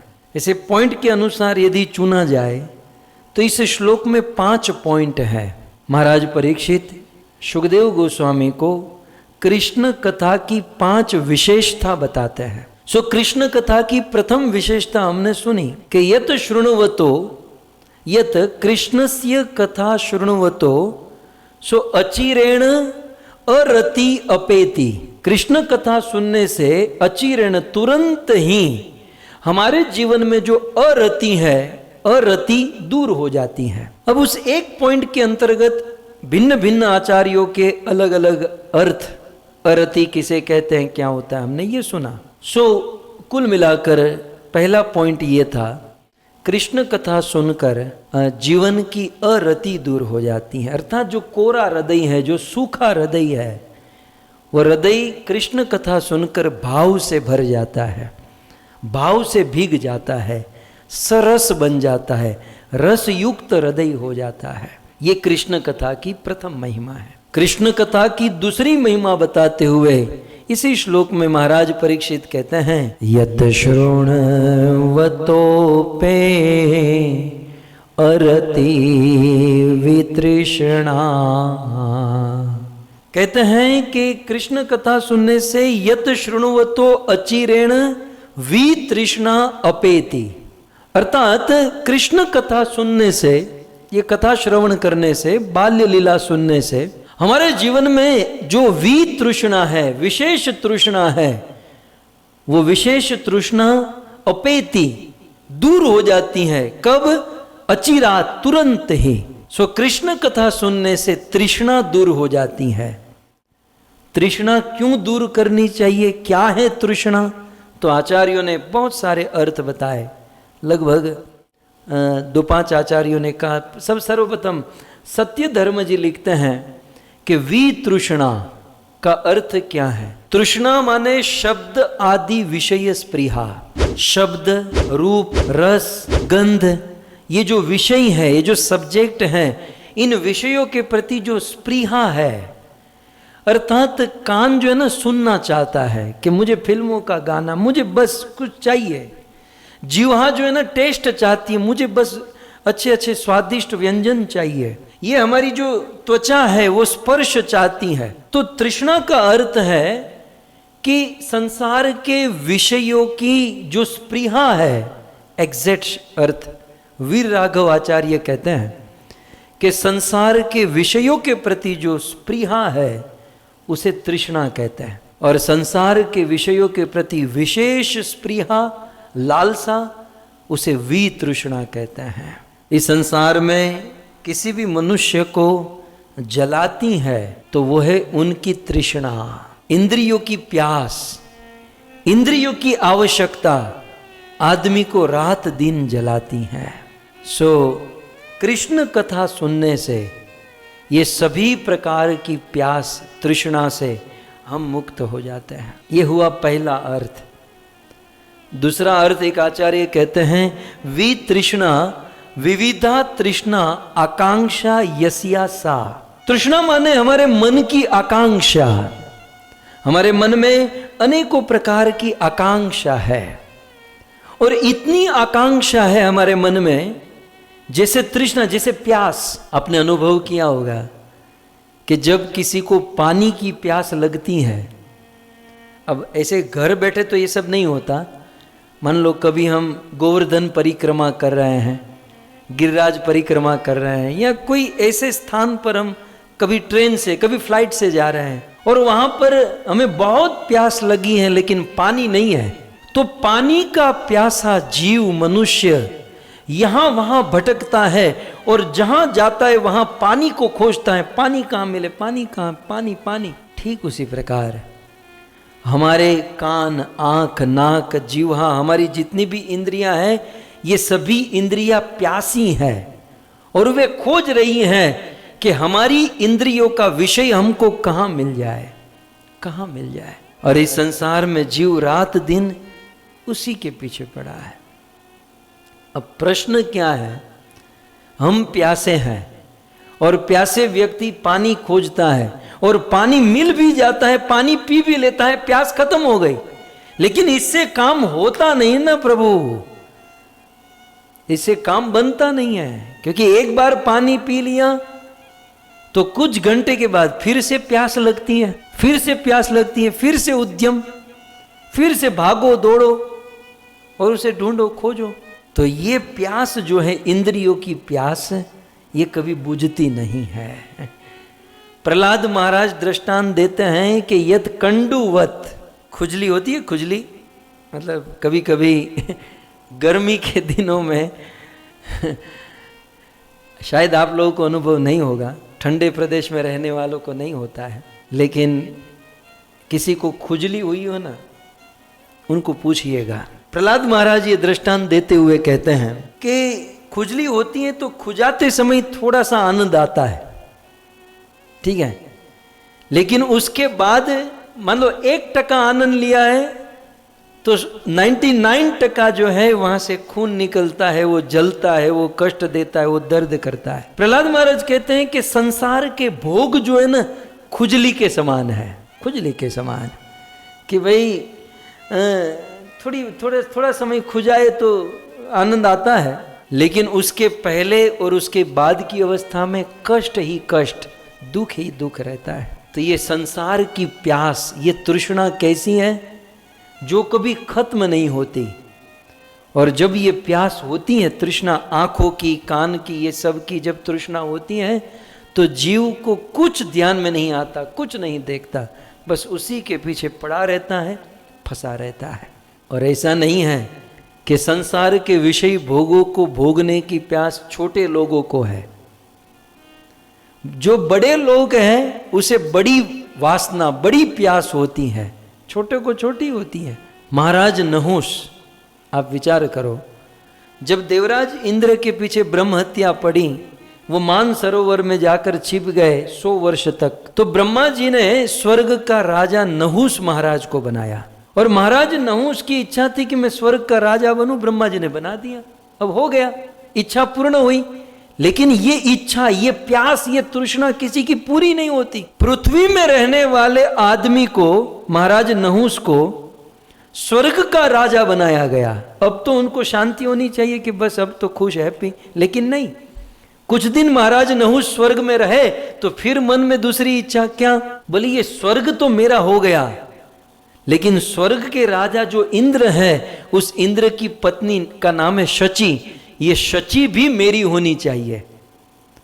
तो महाराज नहुष स्वर्ग में, अब इंद्र तो घर पर नहीं थे, वो इंद्र की पत्नी शची के पास गए, बोले तुम मेरे से शादी करो। अब शची 7 सती नारी, वेदों में 7 सतियों का वर्णन हुआ है, उनमें से एक है शची। तो शची ने कहा कि मैं तो विवाह करना, बोले विवाह करना होगा, बोले मुझे 1 दिन का समय दीजिए। बोले ठीक है, कल आऊँगा। और शची अपने गुरु बृहस्पति के पास गई और बृहस्पति ने उपाय बताया कि सप्तर्षि यदि तुम्हें पालकी में बिठाकर मेरे पास लेकर आएंगे तब मैं तुम्हारे साथ शादी करूंगी। और दूसरे दिन इन्होंने बताया, ये तो अभिमान में चूर थे, इनको तो मन में इतनी वासना, इतनी तृष्णा थी। पहले पृथ्वी में थे तो स्वर्ग में जाने की तृष्णा, अब स्वर्ग में चले गए तो इंद्र की पत्नी को भोगतने की तृष्णा, अब ये भी मिल जाता तो कोई और, कोई तीसरा चौथा, कुछ ना कुछ तृष्णा जो है इंद्रियों की बनी रहती है। और फिर कथा तो ऐसी है कि वो सप्तर्षि को बुलाया और पालकी उठवाई और खुद बैठा महाराज नहुष पालकी में। अब सप्तर्षि तो बूढ़े धीरे धीरे चल रहे थे और ये तो कामातुराणाम न भई न लज्जा, ये तो काम से इतना आतुर था, बार बार कहता था जल्दी चलो जल्दी चलो, संस्कृत में सरको सरको सरको। लेकिन ये तो बेचारे अपने अपने अंदाज से चल रहे थे सप्तर्षि। और ये नहुष महाराज नहीं रह पाए और पालकी में बैठकर दुर्वासा ऋषि के मस्तक पर अपना पांव मारा, लात मार के कहा कि कभी से कह रहा हूं कि जल्दी चलो, धीरे क्यों चल रहे हो। और तब उन्होंने श्राप दे दिया कि काम वासना में मोहित होकर हम ऋषि मुनियों से पालकी ढुआ रहा है और फिर भी हमें कहता है जल्दी चलो, सर को श्राप देते हैं कि तुम सर्प बन जाओ। और सप्तर्षियों के श्राप से महाराज नहुष अजगर बन गए, सर्प बन गए। कहने का अर्थ ये है कि तृष्णा जो है आदमी की बनी रहती है। सो ये है तृष्णा, हम सबके जीवन में प्यास है, तृष्णा है। और जब व्यक्ति को प्यास लगती है ना, उसे और कुछ नहीं दिखाई देता, केवल पानी ही दिखाई देता है। ठीक उसी प्रकार कि जिस किसी व्यक्ति को किसी भी वस्तु की तृष्णा हुई है तो उसे और कुछ नहीं दिखाई देता, बस उसे वही वस्तु दिखाई देती है। तो ऐसी तृष्णा हमारे जीवन में पतन का कारण बनती है, बहुत बड़ी बाधा बनती है। तो संसार के विषय भोगों के प्रति जो तृष्णा है उसे मुक्त होने का उपाय क्या है? एकमात्र उपाय महाराज परीक्षित कहते हैं, यत शृण्वतोपे अरति वितृष्णा। परीक्षित महाराज कहते हैं तृष्णा कौन सी बड़ी चीज है? वितृष्णा, तृष्णा का बाप भी दूर हो जाएगा यदि हम कृष्ण की कथा सुनेंगे। सो यत शृण्वतो, कृष्ण कथा सुनने से जीवन की सारी तृष्णा दूर हो जाती है। ये दूसरा अर्थ। तीसरा अर्थ, भक्तों हम जब हरिद्वार में, वृंदावन में जब वहाँ कथा करते ना तो घंटों भर टाइम होता है, तो घंटों भर इसी प्रकार श्लोक का आस्वादन करते हुए कई सारे आचार्यों की टीका को पढ़ते पढ़ते कथाएं करते हैं। तो उस मूड में ये कथा हो रही है, चिंता मत करो, अब थोड़ा सा तेज बढ़ेंगे। लेकिन एक एक शब्द के अर्थ और फिर उसमें आचार्यों की बहुत सारे भाव, बहुत सुंदर, इसमें एक आनंद है यदि आप समझ सको तो वितृष्णा। अब विजय ध्वज एक आचार्य हुए। सो विजय ध्वज नाम के आचार्य वे लिखते हैं कि वितृष्णा का और एक अर्थ है, वितृष्णा विशिष्ट तृष्णा, विषयेषु राग बुद्धि अभाव, विषयों के प्रति राग हो जाना, विषयी बुद्धि हो जाना, उसे कहते हैं वितृष्णा। लेकिन जब कृष्ण कथा सुनते हैं तो विषयी भोगों के प्रति राग, प्रेम, आसक्ति हमारी दूर हो जाती हैं, मुक्त हो जाती हैं। सो इस प्रकार कृष्ण कथा की ये दूसरी महिमा हुई। पहली अरति, मतलब कृष्ण कथा सुनने से रति उत्पन्न होती है। दूसरा, कृष्ण कथा सुनने से संसार की भौतिक तृष्णा दूर हो जाती है। अब तीसरी महिमा बताते हैं, सत्वं च शोध्य अचिरेण पुंस, सत्वं च शुध्यते। यह तो शृण्वतो, कृष्ण की कथा सुनने से सत्वं च शुद्धते, हमारा सत्व, सत्व माने चित्त, हमारा अंतःकरण, हमारा हृदय शुद्ध हो जाता है। और कब शुद्ध होता है? तो कहते हैं अचिरेण, देरी नहीं लगती, तुरंत ही एक और कृष्ण कथा सुनो, दूसरी ओर हृदय साफ हो जाए। तो सत्वम च शुद्ध्यति, हमारा सत्व, हमारा चित्त शुद्ध होता है कृष्ण कथा का श्रवण करने से। अब मन में प्रश्न हो, ये तो समझ में आ गया चित्त शुद्ध होता है, लेकिन थोड़ा सा एक्सप्लेनेशन कि वह चित्त किसे कहता है, या फिर चित्त की अशुद्धता क्या है, हमारे चित्त का मल क्या है। हम कहते हैं चित्त शुद्ध करना है, चित्त शुद्ध, लेकिन पहले कोई कचरा तो देखो। अब घर को साफ करना है, लेकिन घर में कचरा ही ना दिखे तो साफ किसको करोगे। तो हम बार बार कहते हैं चित्त शुद्ध करो, चित्त शुद्ध करो, लेकिन शुद्ध मतलब तो प्रॉब्लम क्या है, चित्त में अशुद्धि क्या है। तो चित्त की अशुद्धता जो है वो है काम, कामना जो है, वासना जो है, काम जो है चित्त की सबसे बड़ी अशुद्धता है। चित्त का मैल समझो, चित्त की गंदगी समझो, यह है काम। कोई दावा नहीं कर सकता कि मेरे अंदर काम नहीं है, हैं? काम सोया हुआ होता है, सुप्त अवस्था में होता है, लेकिन जब ऐसा समय आने पर जागृत भड़कने लगता है। काम सबके अंदर है, और कामना ही चित्त की अशुद्धता है, चित्त का मल है, मैल है। और फिर कामना से क्या होता है, कामना यदि पूर्ण हो गई, जो हृदय में कामना है, यदि कामना पूर्ण हो गई तो फिर लोभ उत्पन्न होता है तुरंत दूसरा। ये लोभ जो है कामना से उत्पन्न होता है, कामना ही ना हो तो लोभ काहे का। लोभ का मूल जो है वो काम है। सो कामना पूर्ण हो गई तो लोभ, और हां कामना पूर्ण नहीं हुई तो क्रोध। कामना पूर्ण नहीं, मन में कामना, चित्त में कामना, इच्छा है और पूर्ण नहीं हुई तो क्रोध उत्पन्न होता है। तो लोभ और क्रोध ये दोनों कामना से उत्पन्न होते हैं। कामना पूर्ण हुई तो लोभ, नहीं पूर्ण हुई तो क्रोध, और दोनों होता रहा तो दोनों। और गीता में श्री कृष्ण ने काम, क्रोध और लोभ को नरक का द्वार बताया है। त्रिविधम नरकस्य इदम द्वारम नाशनम आत्मनः काम, क्रोध तथा लोभ तस्मात् एतत् त्रयम त्यजेत। ये अर्जुन, ये काम, क्रोध और लोभ नरक के सीधे द्वार है। तो इस काम, क्रोध और लोभ से यदि हम मुक्त होना चाहते हैं तो यत शृणुवतो, भगवान श्री कृष्ण की कथा सुननी चाहिए। और कृष्ण की ये बाल लीला काम, क्रोध, लोभ से मुक्त कर देती है। और विश्वनाथ चक्रवर्ती ठाकुर बड़े रसिक संत हैं, मुझे बहुत अच्छा लगा। सत्वम च शुद्धति का अर्थ क्या होता है, और एक अर्थ बता। एक तो अर्थ यही हो गया काम, क्रोध, लोभ से शुद्ध हो जाना चित्त, हृदय। लेकिन इसका दूसरा अर्थ विश्वनाथ चक्रवर्ती ठाकुर कहते हैं सत्वम माने चित्तम, सत्वम चित्तम शुद्धयति। चित्त शुद्ध का अर्थ क्या है, दुर्वासना निवृत्तिया। चित्त शुद्धि का अर्थ है दुर्वासना से मुक्त होकर भक्तिर आस्वाद सामर्थ्य भवति। तो आनंद ही आनंद। दुर्वासना से मुक्त होकर भक्ति रस आस्वादन सामर्थ्य भवति, अर्थात भक्ति के रस को आस्वादन करने का सामर्थ्य प्राप्त करा देता है। आजकल क्या हुआ है ना, लोग भक्ति तो करते हैं लेकिन भक्ति के रस को नहीं ले पाते हैं।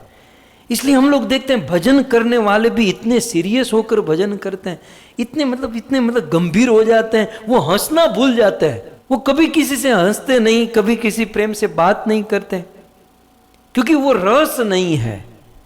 तो भजन करना चाहिए लेकिन रसपूर्ण भजन होना चाहिए, रस आनंद के साथ, शांत, दास्य, वात्सल्य, साख्य, माधुर्य, ये सारे रस होने चाहिए भजन में। लेकिन कुछ लोग मैन्युफैक्चर ही, वो चीप ही नहीं होती हैं वो रस वाली है। यहाँ तो सूखा पड़ा है महाराज, यहाँ तो कोई रस क्या है। तो यदि वो रस पैदा करना चाहते हैं, विश्वनाथ चक्रवर्ती ठाकुर कहते हैं सत्वम चित्तम, सत्व माने चित्त, चित्तम शुद्धयति यत शृण्वतो। कृष्ण कथा सुनने से चित्त शुद्ध होता है, दुर्वासना निवृत्त होती हैं, और सबसे बड़ी बात भक्तिर आस्वादन सामर्थ्य भवति। भक्ति के रस का आस्वादन करने में हम समर्थ हो जाते हैं। बोलने में तो बहुत बोलते हैं भक्ति रस पियो, भक्ति रस पियो। ये कोई जूस है कि ग्लास में भर कर पी ले। भक्ति रस पीने का सामर्थ्य, योग्यता तो होनी चाहिए, वो पात्रता तो होनी चाहिए। तो भक्ति रस पीने की पात्रता कहाँ से आएगी। जैसे नरसिंह मेहता एक किसी ने पछली रस भरी रस पी धो रे, રામ સભામાં અમે રમવાને જ્ઞાતા, રામ સભામાં અમે રમવાને જ્ઞાતા, રામ સભામાં અમે રમવાને જ્ઞાતા, પછલી ભરી રસ પીધો રે, રામ સભામાં અમે રમવાને ગયા. નરસિંહ મહેતા કહે કે રામ સભામાં અમે રમવા ગયા હતા અને પછલી ભરી રસ પીધો. એ કયો રસ? શેરડીનો રસ નહોતો પીધો કે પછી કેરીનો રસ નહોતો. गन्ने का रस, आम का रस तो हम पी लेते हैं, लेकिन भक्ति रस मैं देखता हूं प्राय भक्त भक्ति करते हैं, लेकिन रसमयी भक्ति. एक बात याद रहे, ब्रज रसिक भक्तों के सानिध्य में भजन नहीं करेंगे ना, तब तक गोलोक नहीं मिलेगा. मुंह बिगाड़ कर और गंभीर होकर भजन करने से हो सकता है कि ब्रह्म मिल जाए, हो सकता है कि ऐश्वर्यमय वैकुंठ मिल जाए, लेकिन गौलोक चाहिए तो रस लेना होगा, रसपूर्ण भजन करना होगा. और वह रसपूर्ण भजन की सामर्थ्यता, योग्यता, पात्रता कहां से आएगी? यत शृणुवतो, कृष्ण कथा सुनने से. यत शृणुवतो अपेति रति वितृष्णा. तो ये है भगवान श्री कृष्ण की महिमा, रस की अनुभूति करा देता है. आइए 3 महिमा हुई, अब चौथी महिमा कहते हैं. भक्ति हरोत पुरुषे च सख्यम, भक्तिर हरोत पुरुषे च सख्यम. कहते हैं चौथी महिमा है यत शृण्वतो अचिरेण भक्तिर हरो. कई बार कुछ लोग कहते हैं ना भक्ति करो, भक्ति करो, भक्ति करो. तो भक्ति का अर्थ क्या है? यत शृण्वतो, कृष्ण कथा सुनना, यही भक्ति है. अरे चौथी महिमा कहते हैं कि यत शृण्वतो, कृष्ण कथा जो सुनता है, तो वो सुनता क्या है? वो भक्ति हरो. हरो माने हरि की, भक्ति माने सेवा, भक्ति प्रेम. तो यत शृण्वतो, जो कृष्ण कथा सुन रहा है वो भक्ति हरो, हरि की भक्ति कर रहा है. एक बहुत महत्वपूर्ण बात पहली बार निवेदन करने जा रहा हूं, टाँक दीजिएगा. इस दुनिया में जितने भी ग्रंथ है, शास्त्र है, वेद है, स्कूल है, कॉलेज है, जहां जो भी विद्या है, शिक्षा है, उस विद्या और शिक्षा के बाद, उस विद्या और शिक्षा में थियोरी सिखाई जाती है, और थियोरी के बाद प्रैक्टिकल किया जाता है.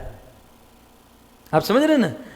हमें साइंस का क्लास आता था, तो साइंस के क्लास में पहले तो बहुत पढ़ो पढ़ो पढ़ो थियोरी, और फिर लेबोरेटरी में लेकर जाते थे, वहां प्रैक्टिकल करना होता था. चाहे वेद हो, शास्त्र हो, चाहे कोई भी पढ़ाई, कोई भी ग्रंथ हो, उसमें थियोरी होती है, और थियोरी के बाद प्रैक्टिकल की अपेक्षा की जाती है कि भाई इस ग्रंथ को पढ़ने के बाद आचरण होना चाहिए, प्रैक्टिकल होना चाहिए. ठीक है? लेकिन लेकिन लेकिन भागवत एक ऐसा ग्रंथ है, भागवत एक ऐसा ग्रंथ है जो थियोरी भी है, जो थियोरी भी है और प्रैक्टिकल भी है. श्रीमद् भागवत थियोरी भी है और प्रैक्टिकल भी है. अर्थात श्रीमद् भागवत सुनना, कोई ऐसा कहे कि भागवत सुनने के बाद आचरण करना पड़ेगा, भागवत सुनने के बाद आचरण करना पड़ेगा, नहीं, यह गलत है. भागवत सुनने के बाद क्या आचरण? भागवत सुन रहे हैं वही आचरण है. भागवत सुनना ही तो आचरण है. भागवत सुनने के बाद यदि आचरण की अपेक्षा होती तो महाराज परीक्षित कभी वैकुंठ में नहीं गए होते. मुझे आप बताइए, श्री विष्णु श्रवणे परीक्षित वया सखी से कीर्तन, रूप गोस्वामी कहते हैं कि भागवत के प्रथम श्रोता महाराज परीक्षित हैं. तो भागवत सुनने के बाद आचरण की यदि अपेक्षा होती तो परीक्षित ने कहां आचरण किया, है ना? नहीं तो 7 दिन कथा सुनने के बाद फिर परीक्षित आचरण करते, ये करते, वो करते, फिर भगवान के धाम में जाते. नहीं, परीक्षित महाराज ने भागवत सुनने के बाद कोई आचरण नहीं किया। भागवत सुने भगवान के धाम में, इसका अर्थ भागवत सुनना थियोरी भी है और भागवत सुनना प्रैक्टिकल भी है। हाँ, भागवत में कुछ ऐसी शिक्षा, कुछ ऐसे उपदेश, कुछ ऐसी बातें आती जो जीवन में उतारे तो जीवन धन्य, सोने में सुगंध के समान। लेकिन भागवत सुनना ही भक्ति है। भागवत एक ऐसी वस्तु है जो थियोरी भी है, प्रैक्टिकल। इसलिए यहां पर कहते हैं कि भक्तिर हरो यत शृणुवतो, भागवत सुनोगे, कृष्ण कथा सुनोगे तो भक्ति। हाँ, लेकिन एक बात है, वो कृष्ण कथा होनी चाहिए। यहाँ वहाँ की बातें, आजकल व्यासपीठ के ऊपर बैठकर भी यहाँ वहाँ की बातें चलती हैं, ऐसा नहीं। कृष्ण कथा होनी चाहिए। भागवत के मूल कथा, मूल संदर्भ को लेकर यदि कथा हो तो वह कथा ही भक्ति है। भक्तिर हरो, कितनी सुंदर बात, हम सबको प्रेरणा देने वाली बात कि महाराज भागवत सुनने के बाद आचरण की अपेक्षा होती तो परीक्षित ने आचरण कहाँ किया? वे तो भागवत सुनने के बाद सीधे धाम को प्राप्त हो गए। इसका अर्थ ये भी नहीं है कि भागवत सुनने के बाद दारू के ठेके में चले जाओ, सिगरेट पीने चले जाओ, इसका अर्थ ये भी नहीं है। लेकिन वास्तव में जो भागवत पिएगा ना, उसको संसार का सारा रस फीका लगने लगेगा, उसे कुछ नहीं सुहाएगा, क्योंकि भागवत भक्ति है। भक्तिर हरो, कितनी सुंदर भक्ति हरो, मतलब यत शृणुवतो भक्ति हरो, भागवत सुनना हरि की भक्ति है, दैट्स ऑल। जैसे हरि नाम लेना ये हरि की भक्ति है, जैसे भगवान की, ठाकुर जी की सेवा, पूजा, आरती, तिलक सब कुछ करना ये भक्ति है, वैसे ही भागवत सुनना भक्ति है। एक गड़बड़ हो गई है भक्तों, यहां लिखा है यत शृणुवतो भक्ति हरो, भागवत सुनना भक्ति है, बोलना भक्ति नहीं है। मतलब इसका अर्थ यह है कि भक्ति आप लोग कर रहे हो, मैं तो भक्ति नहीं कर रहा हूं। इसका अर्थ यही हुआ ना, नहीं तो यहां लिखते हैं कि यत कीर्तनो भक्ति हरो, लेकिन यत शृणुवतो भक्ति हरो, सुनना ये प्रथम भक्ति है, ये उत्तम भक्ति है। तो एक अर्थ तो ये हो गया कि यत शृणुवतो भक्ति हरो।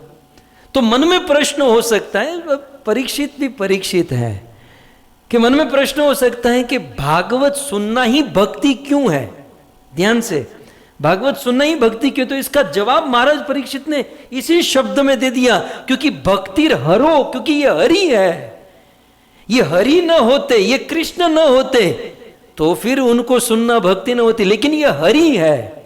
और हरि शब्द अनेक अर्थ दुई मुख्यतम, सर्व मंगल अमंगल हरे, प्रेम दिया हरे मन।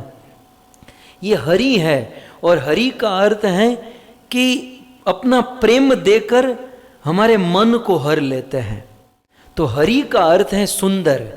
ये हरि, ये कृष्ण इतने सुंदर हैं, कृष्ण का नाम, कृष्ण का गुण, कृष्ण का रूप, कृष्ण की लीला इतनी सुंदर, इतनी अच्छी है कि यत शृणुवतो, आप जैसे जैसे सुनते जाओगे कृष्ण के प्रति वैसे वैसे प्रेम बढ़ते जाएगा। तो भक्ति का मतलब क्या है? भक्ति माने भगवान से प्रेम। हम भक्ति के अन्य अन्य साधन करते हैं, क्यों? प्रेम बढ़ाने के लिए। तो क्योंकि कृष्ण के गुण रूप लीला सुंदर है, तो जब हम वो सुनते हैं तो हम थोड़े थोड़े प्रेम की ओर आगे बढ़ते हैं, जो हमें पता भी नहीं होता, हम जानते भी नहीं है, लेकिन हम धीरे धीरे धीरे धीरे थोड़े थोड़े, एक कथा समाप्त हुई तो थोड़ा ऊपर हुए, और एक कथा समाप्त हुई ऊपर हुए, और कथा समाप्त हुई ऊपर, और कथा समाप्त हुई ऊपर, कथा सुनते सुनते फिर तब तक किसी एक भक्त का अपराध कर लिया, सीधा नीचे, जहां से शुरू किया था वहां से नीचे। इसलिए बार बार कहा जाता है अपराध मत कीजिएगा, वैष्णवों का अपराध, उनको दुखी मत कीजिएगा। लेकिन हाँ, कृष्ण कथा सुनते सुनते वो प्रेम की ओर आ, तो जितना कथा सुनते, वो दृष्टांत दिया था ना एकादश स्कंद में, कि जब हम भोजन करते हैं तो भोजन करते हैं तो तीन वस्तु होती हैं, साथ ही साथ सिमिलर में तीन वस्तु चलती हैं। भोजन करने पर भूख खत्म हो जाती है, मन को आनंद मिलता है, और शरीर को तुष्टि, शक्ति मिलती है। अब तीनों में टाइम नहीं लगता, ऐसा नहीं कि भाई मन थोड़ी देर के बाद संतुष्ट होगा। जैसे वो खाते गए वैसे भूख दूर होती गई, मन संतुष्ट होता गया, और शरीर को शक्ति मिलती गई। ठीक उसी प्रकार जैसे कथा सुनते गए तो प्रेम की ओर आगे बढ़ते गए, भले हमको दिखाई न दे, लेकिन सुन रहे हैं भक्ति हरो, हरि के प्रति भक्ति बढ़ रही है, क्योंकि वो हरि है और प्रेम स्वाभाविक है। सो इस प्रकार ये चौथी महिमा बताते हैं कि यत शृण्वतो, कृष्ण कथा सुनने से उनमें भक्ति होती है। और पांचवी महिमा बड़ी महत्वपूर्ण है, यत शृण्वतो अचिरेण तत्पुरुषे च सख्यम। यत शृण्वतो, जिसकी कथा सुनने से, कृष्ण की कथा सुनने से, तत्पुरुषे च सख्यम। अब 5 आचार्यों ने इस पर टीका लिखी है, मैं संक्षिप्त में आपको बता दूं कि कृष्ण कथा सुनने से 5वीं महिमा क्या है। बहुत सुंदर, हम लोगों के लिए प्रैक्टिकल बातें हैं। तत्पुरुषे च सख्यम, विश्वनाथ चक्रवर्ती ठाकुर कहते हैं तत्पुरुषे वैष्णवे सख्यम इति। तत्पुरुषे माने वैष्णव और सख्यम माने सखा। कृष्ण कथा सुनने से वैष्णव के साथ साख्य हो जाता है। वैष्णव के साथ साख्य, साख्य माने वैष्णव के साथ उठना बैठना, खाना पीना, वैष्णव के साथ चलना, वैष्णव के साथ यात्रा करना, धाम में जाना, ये कृष्ण कथा सुनने से होता है। तो किसी एक आचार्य ने कहा तत्पुरुषेच सख्यम तत्दासेषु मैत्री। कृष्ण कथा सुनने से तत्पुरुषे माने कृष्ण के जो दास हैं उससे मैत्री हो जाती है। तो आप कहोगे साख्य और मैत्री में क्या अंतर है? थोड़ा सा अंतर है। चक्रवर्तीपाद ने कहा साख्य, साख्य माने फिजिकली किसी भक्त के साथ उठना बैठना खाना पीना फिजिकली, लेकिन मित्रता माने फिजिकली कम होता है लेकिन मन से ज्यादा प्रेम होता है। मित्रता माने शरीर से मिलना कम होता है, मिलना जुलना ये सब कम होता है, बातचीत भी कम होती है, लेकिन हाँ मन से कनेक्शन बहुत दृढ़ होता है। सो ये बहुत आवश्यक है, बहुत जरूरी है। હું જ્યારે ભણતો હતો ને, આમ તો હું ગુજરાતી મીડિયમમાં ભણેલો માણા, તો हम जब स्कूल में जाते तो पहले प्रेयर होती थी, यानी प्रार्थना कहवाई, तो फिर ये गाते थे, मुझे अब आज याद आ रहा है। मैत्री भावनो पवित्र जरणो मुझ हैयामा वह्या करे। मैत्री भावनो पवित्र जरणो मुझ हैयामा वह्या करे। शुभ थाओ आ सकल विश्वनो एवी भावना नित्य रहे। एवी भावना नित्य रहे। तो जब हम स्कूल में जाते थे बचपन में, जब पहली दूसरी कक्षा में, तब त्यारे आવું આવતું હતું અમારે। तो मैत्री भावनु पवित्र जरणु मुझ हैयामा वह्या करे। अब देखो मैं आपको एक प्रैक्टिकल बात बता, तो ये प्रार्थना प्रेयर होती थी, तब तक वो क्लास टीचर नहीं आई होती थी, लेकिन इतनी शिष्टता होती थी। कभी कभी क्लास टीचर न आए और माइक में जब ये बजने लगते तो सब बच्चे खड़े हो जाते और फिर दोनों हाथ जोड़कर जैसे साधु के बच्चे पढ़ने आए ना, ऐसे खाकी कपड़े होते थे हमारे स्कूल के, खाकी पुलिस वाले नहीं पहनते ऐसे, गवर्नमेंट स्कूल थी। तो फिर हम जैसे बस ये सब साधु संतों के ही बच्चे आए हैं। मैत्री भावनु पवित्र, कोई भान कोई बुद्धि नहीं थी, लेकिन जैसे ही ये प्रेयर समाप्त होती थी ना, अब गा क्या चुके हैं, मैत्री भावनु पवित्र जरणु, सबके प्रति मित्रता रहे, मेरे हृदय में बहती रहे। लेकिन क्लास टीचर आई नहीं है और जैसे ही प्रेयर खत्म हुई तो बच्चे आपस में एक दूसरे को मारना पीटना शुरू करते हैं, एक दूसरे से झगड़ा शुरू करते हैं। उस समय तो ये ज्ञान नहीं हुआ कि क्या प्रेयर हो रही है और प्रेयर के बाद हम लोग क्या कर रहे हैं, लेकिन आज पता चलता है केवल गाते रहने से कुछ नहीं होगा कि मैत्री भावनु पवित्र जरणु, मेरे हृदय में मित्रता की भावना आ जाए, ये बोलने से कुछ नहीं होगा। यदि वास्तव में हम हमारे हृदय में मित्रता की भावना जीवों के प्रति लाना चाहते हैं तो महाराज परीक्षित कहते हैं तत्पुरुषेच सख्यम। कब होगा? यत शृणुवतो, कृष्ण कथा सुनने से होगा। कृष्ण कथा सुनने से वास्तविक मित्रता होगी। समाज की मित्रता कैसी है? पान के गल्ले पर खड़े रहते हैं, यार चल सिगरेट फूंकते हैं, तो एक मित्र दूसरे को बिगाड़ने का काम करता है। चल मैं तुझे चाय पिलाता हूं, चल मैं तुझे शराब पिला, ये तो कोई बात हुई? ये मित्रता है कि शत्रुता है? वास्तविक मित्रता निभाना कोई भक्त जानता है।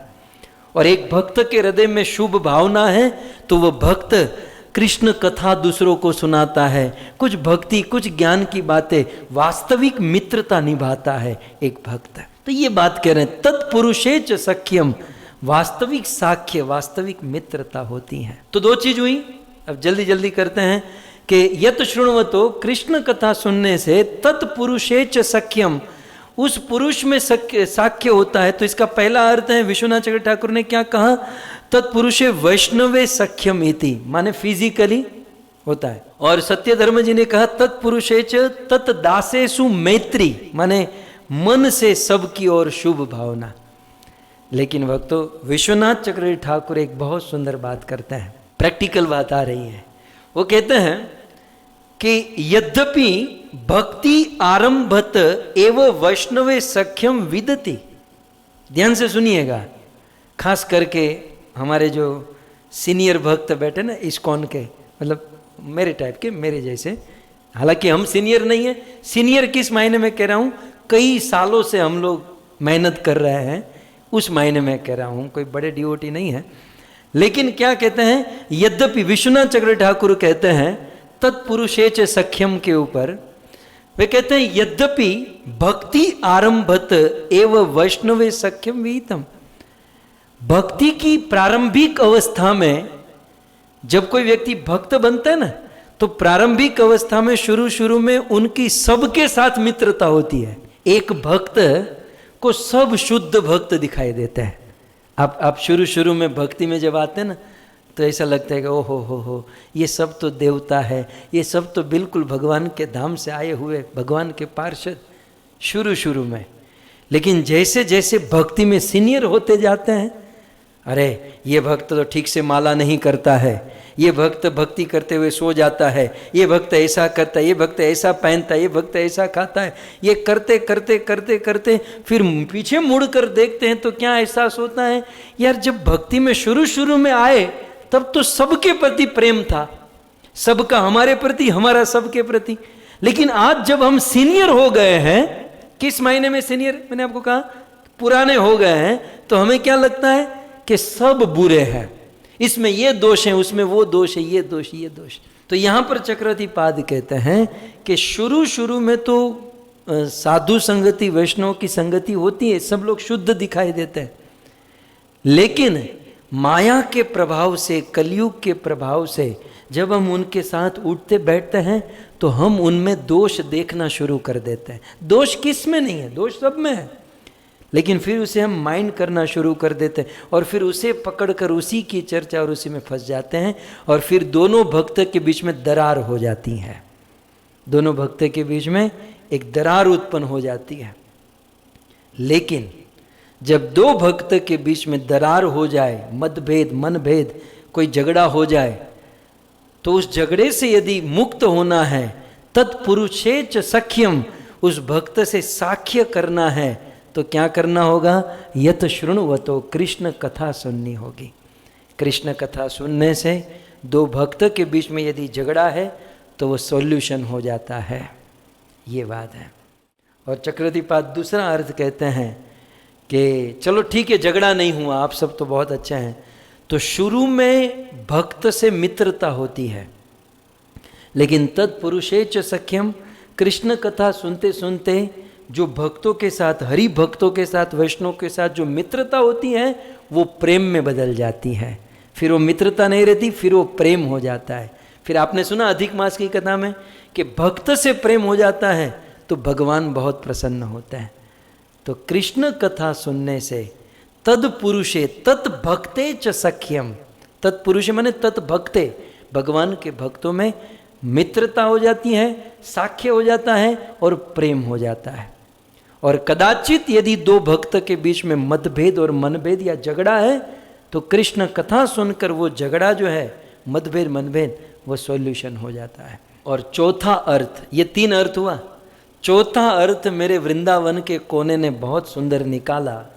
परम पूज्य राधा गोविंद गोस्वामी महाराज, बहुत सुंदर इसका अर्थ है, पता नहीं कहाँ से निकाले, लेकिन बहुत सुंदर कहते हैं कि तत्पुरुषे, पुरुष माने पति, तत्पुरुषे माने पत्नी यदि कोई भक्ति करती है और पति के साथ झगड़ा होता है, पति पत्नी के बीच में झगड़ा होता है, तो पति पत्नी के बीच में साख्यम, ये तो भारी प्रॉब्लम है गृहस्थ जीवन में है। तो तत्पुरुषेच साख्यम माने पति पत्नी के बीच में साख्य माने प्रेम हो जाता है। तो मैं आपको कहूं, पति पत्नी के बीच में यदि बहुत झगड़े होते हैं तो दोनों को साथ में बैठकर कथा सुननी चाहिए, झगड़े नहीं होंगे, मैं गारंटी देता हूं। यदि हुए तो आप मुझे याद कीजिएगा, मैं सॉल्यूशन कर दूंगा।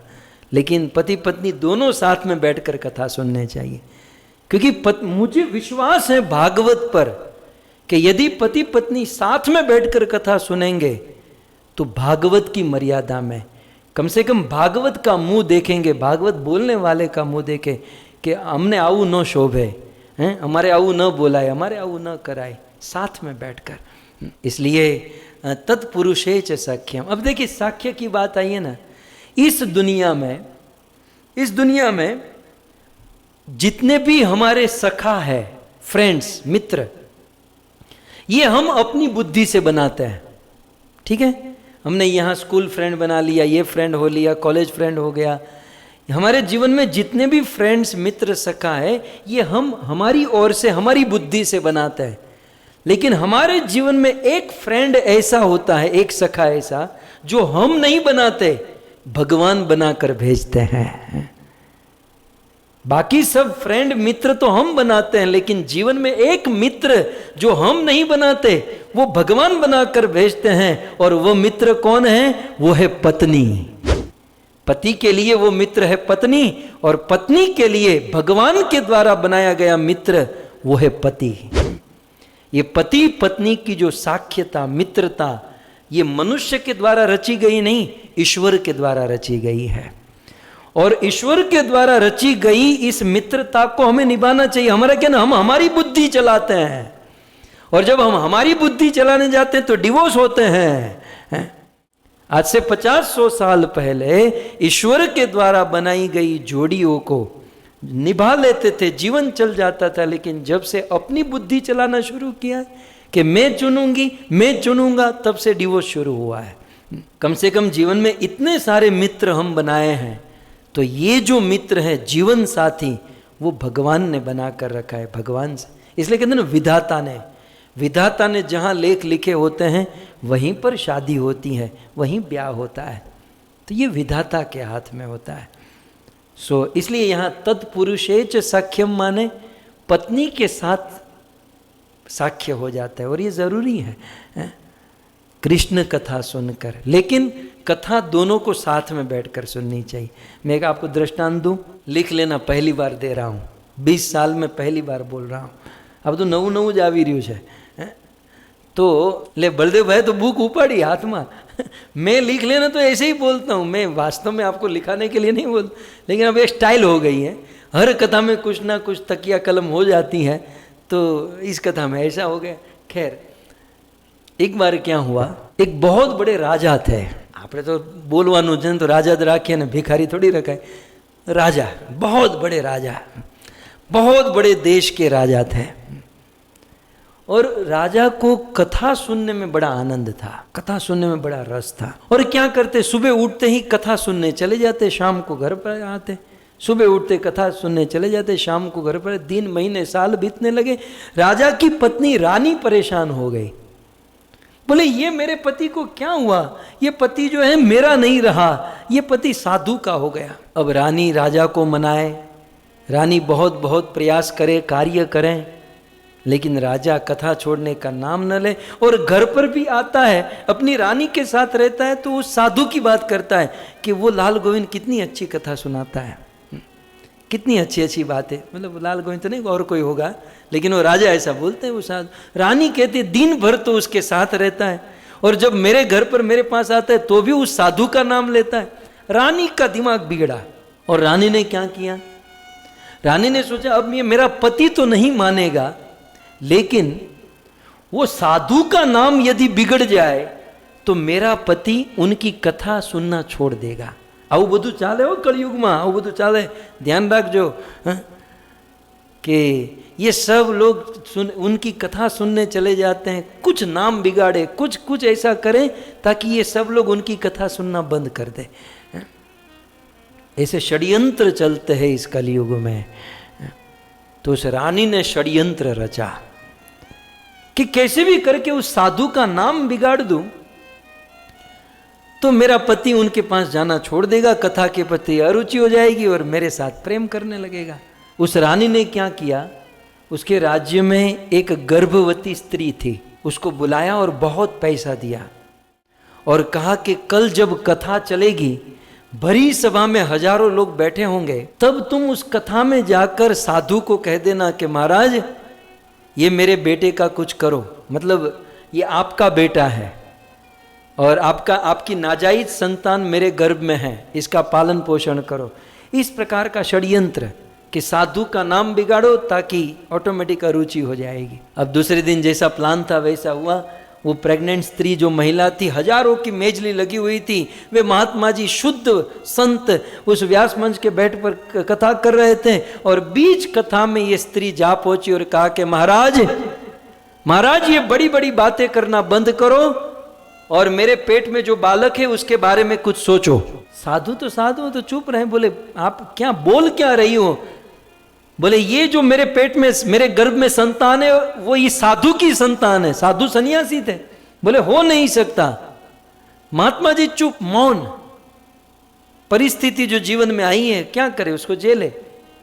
और ये नाम बिगाड़ने लगी। अब आप तो जानते ना, जયારે मानसनु विफरे અને એમાં સ્ત્રીનું विफरे, एक एक को लेकर हाथ लंबे लंबे करके, ये देखो ये साधु बनकर बैठा है, आपको कथा सुना रहा है, लेकिन इसका बेटा मेरे गर्भ में है और नाजायज संतान है, ऐसा है वैसा है। तब तक उस सभा में से राजा का मंत्री उस स्त्री का बाल पकड़ा और तलवार खींच कर, सच सच बोल, सच बता क्या है। जब तलवार और मारने की बात आई तो वो स्त्री ने सच बोल दिया। स्त्री के मुख से सच निकल गया कि ऐसा कुछ नहीं है भाई, ये संतान साधु की नहीं है। और रानी ने मुझे पैसे दिए थे और रानी ने कहा था कि साधु का नाम बिगाड़ो ताकि मेरा पति उनकी कथा सुनना बंद कर दे।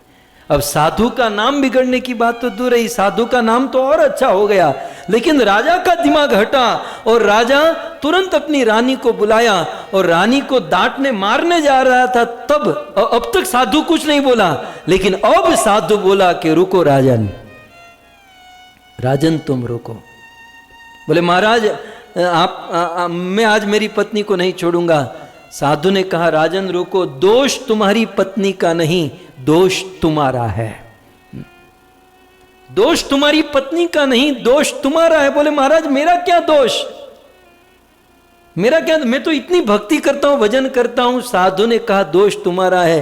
तुम जब महल से कथा सुनने आते थे तो अकेले आते थे, यदि रोज अपनी पत्नी को साथ में लेकर आते तो ये दिन नहीं देखना पड़ता, क्योंकि परीक्षित ने कहा है तत्पुरुषे च सख्यम, कृष्ण कथा जो है पति पत्नी में प्रेम बढ़ा देती है। હવે તમે એકલા હું તમને એક પ્રેક્ટિકલ વાત કરું, તમે એકલા કથા સાંભળો તો પત્ની શું કહેવાની, તમે તો ઘરમાં ધ્યાન નથી આપતા ને તમે તો વયા જાઓ છો ને તમે અમારી સાથે રહેતા નથી। પણ એ જ કથા જો તમે પત્ની સાથે સાંભળો તો આપણું બે કામ થઈ જાય, કથાની કથા સંભળાઈ જાય અને પત્નીને કહેવાય જાય જો મેં તને 3 કલાક ટાઈમ આપ્યો, તારી સાથે હું 3 કલાક રહ્યો। આ બળદેવભાઈ એવું કહેતા હશે, જો હું તારી સાથે દરરોજ દિવસમાં 3 કલાક રહું છું, तो पत्नी के साथ भी हो जाते हैं और कथा की कथा भी हो जाती है और कथा के सिद्धांत गुरु का आश्रय और कमाल ही कमाल हो जाता है। इसमें क्रांति होती है भक्तों। कितनी प्रैक्टिकल बात महाराज परीक्षित कह रहे हैं, अपने जीवन का अनुभव। और इसलिए परीक्षित महाराज कहते हैं कि हे सुखदेव जी, तदेव हारम वद, उस हारम हरि के चरित्र को बोलो। ऐसे हैं मेरे हरि के चरित्र, ऐसे हैं मेरे हरि की कथा, तो इस हरि के चरित्र को कृपा करके बोलो। हरि को क्या कहते हैं, हारम।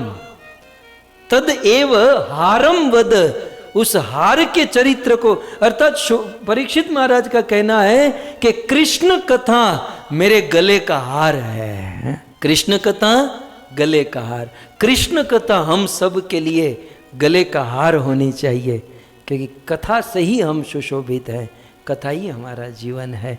और मन्य से चेत, यदि आप मानते हो कि मैं योग्य हूँ तो कृपया करके कृष्ण कथा सुनाइए। और अभी जो आपने पूतना की लीला सुनाई ना, ऐसी और एक लीला सुना दो। मतलब આપણે ગુજરાતી ભાષામાં જો કહીએ તો હજી એક ફેંકો મહારાજ, એક તો તમે બહુ સારી, હજી એક આવા દો તમે, એક ફેંકો બીજી એક લીલા, એટલે અમે આનંદ આનંદ થઈ જઈએ। तब सुखदेव गोस्वामी प्रारंभ करते हैं कि भगवान श्री कृष्ण का जन्म हुआ, 3 महीना बीता और तीसरे महीने एक बहुत सुंदर फेस्टिवल, बहुत सुंदर उत्सव ब्रज वृंदावन गोकुल में मनाया गया। और वह उत्सव कैसा था, क्या था, हम कल विस्तार से सुनेंगे। हरे कृष्णा। धन्यवाद। आप सभी भक्तों ने बड़े भाव से, प्रेम से अपना कीमती समय निकालकर इस कथा का आस्वादन किया। आप सभी भक्तों का धन्यवाद। मेरी वाणी के ऊपर माइंड मत कीजिएगा, कभी मैं गुजराती बोलता हूँ, कभी हिंदी, और कभी अपने लोगों को देखकर कुछ अपनी सी बात कर देता हूँ। आप इस पर माइंड मत कीजिएगा। जो प्योर शास्त्र की बातें हैं, संस्कृत श्लोक हैं, उसी के ऊपर ध्यान रखते हुए उसी बातों को जीवन में उतार कर आगे बढ़ने का प्रयास कीजिए। सो थैंक यू, धन्यवाद। इसी प्रकार से कथा सुनिए, जीवन को धन्य कीजिए और हमारे जीवन को धन्य बनाइए। आइए जय जयकार करते हुए आज के सत्र को हम विराम करें। ग्रंथराज श्रीमद् भागवतम महापुराण के पावन पुरुषोत्तम मास की श्री कृष्णचंद्र भगवान की, जगत गुरु शिल प्रभुपाद की, निताय गौर प्रेमानंदे। जय जय श्री राधे, जय जय श्री राधे, जय जय श्री राधे श्याम।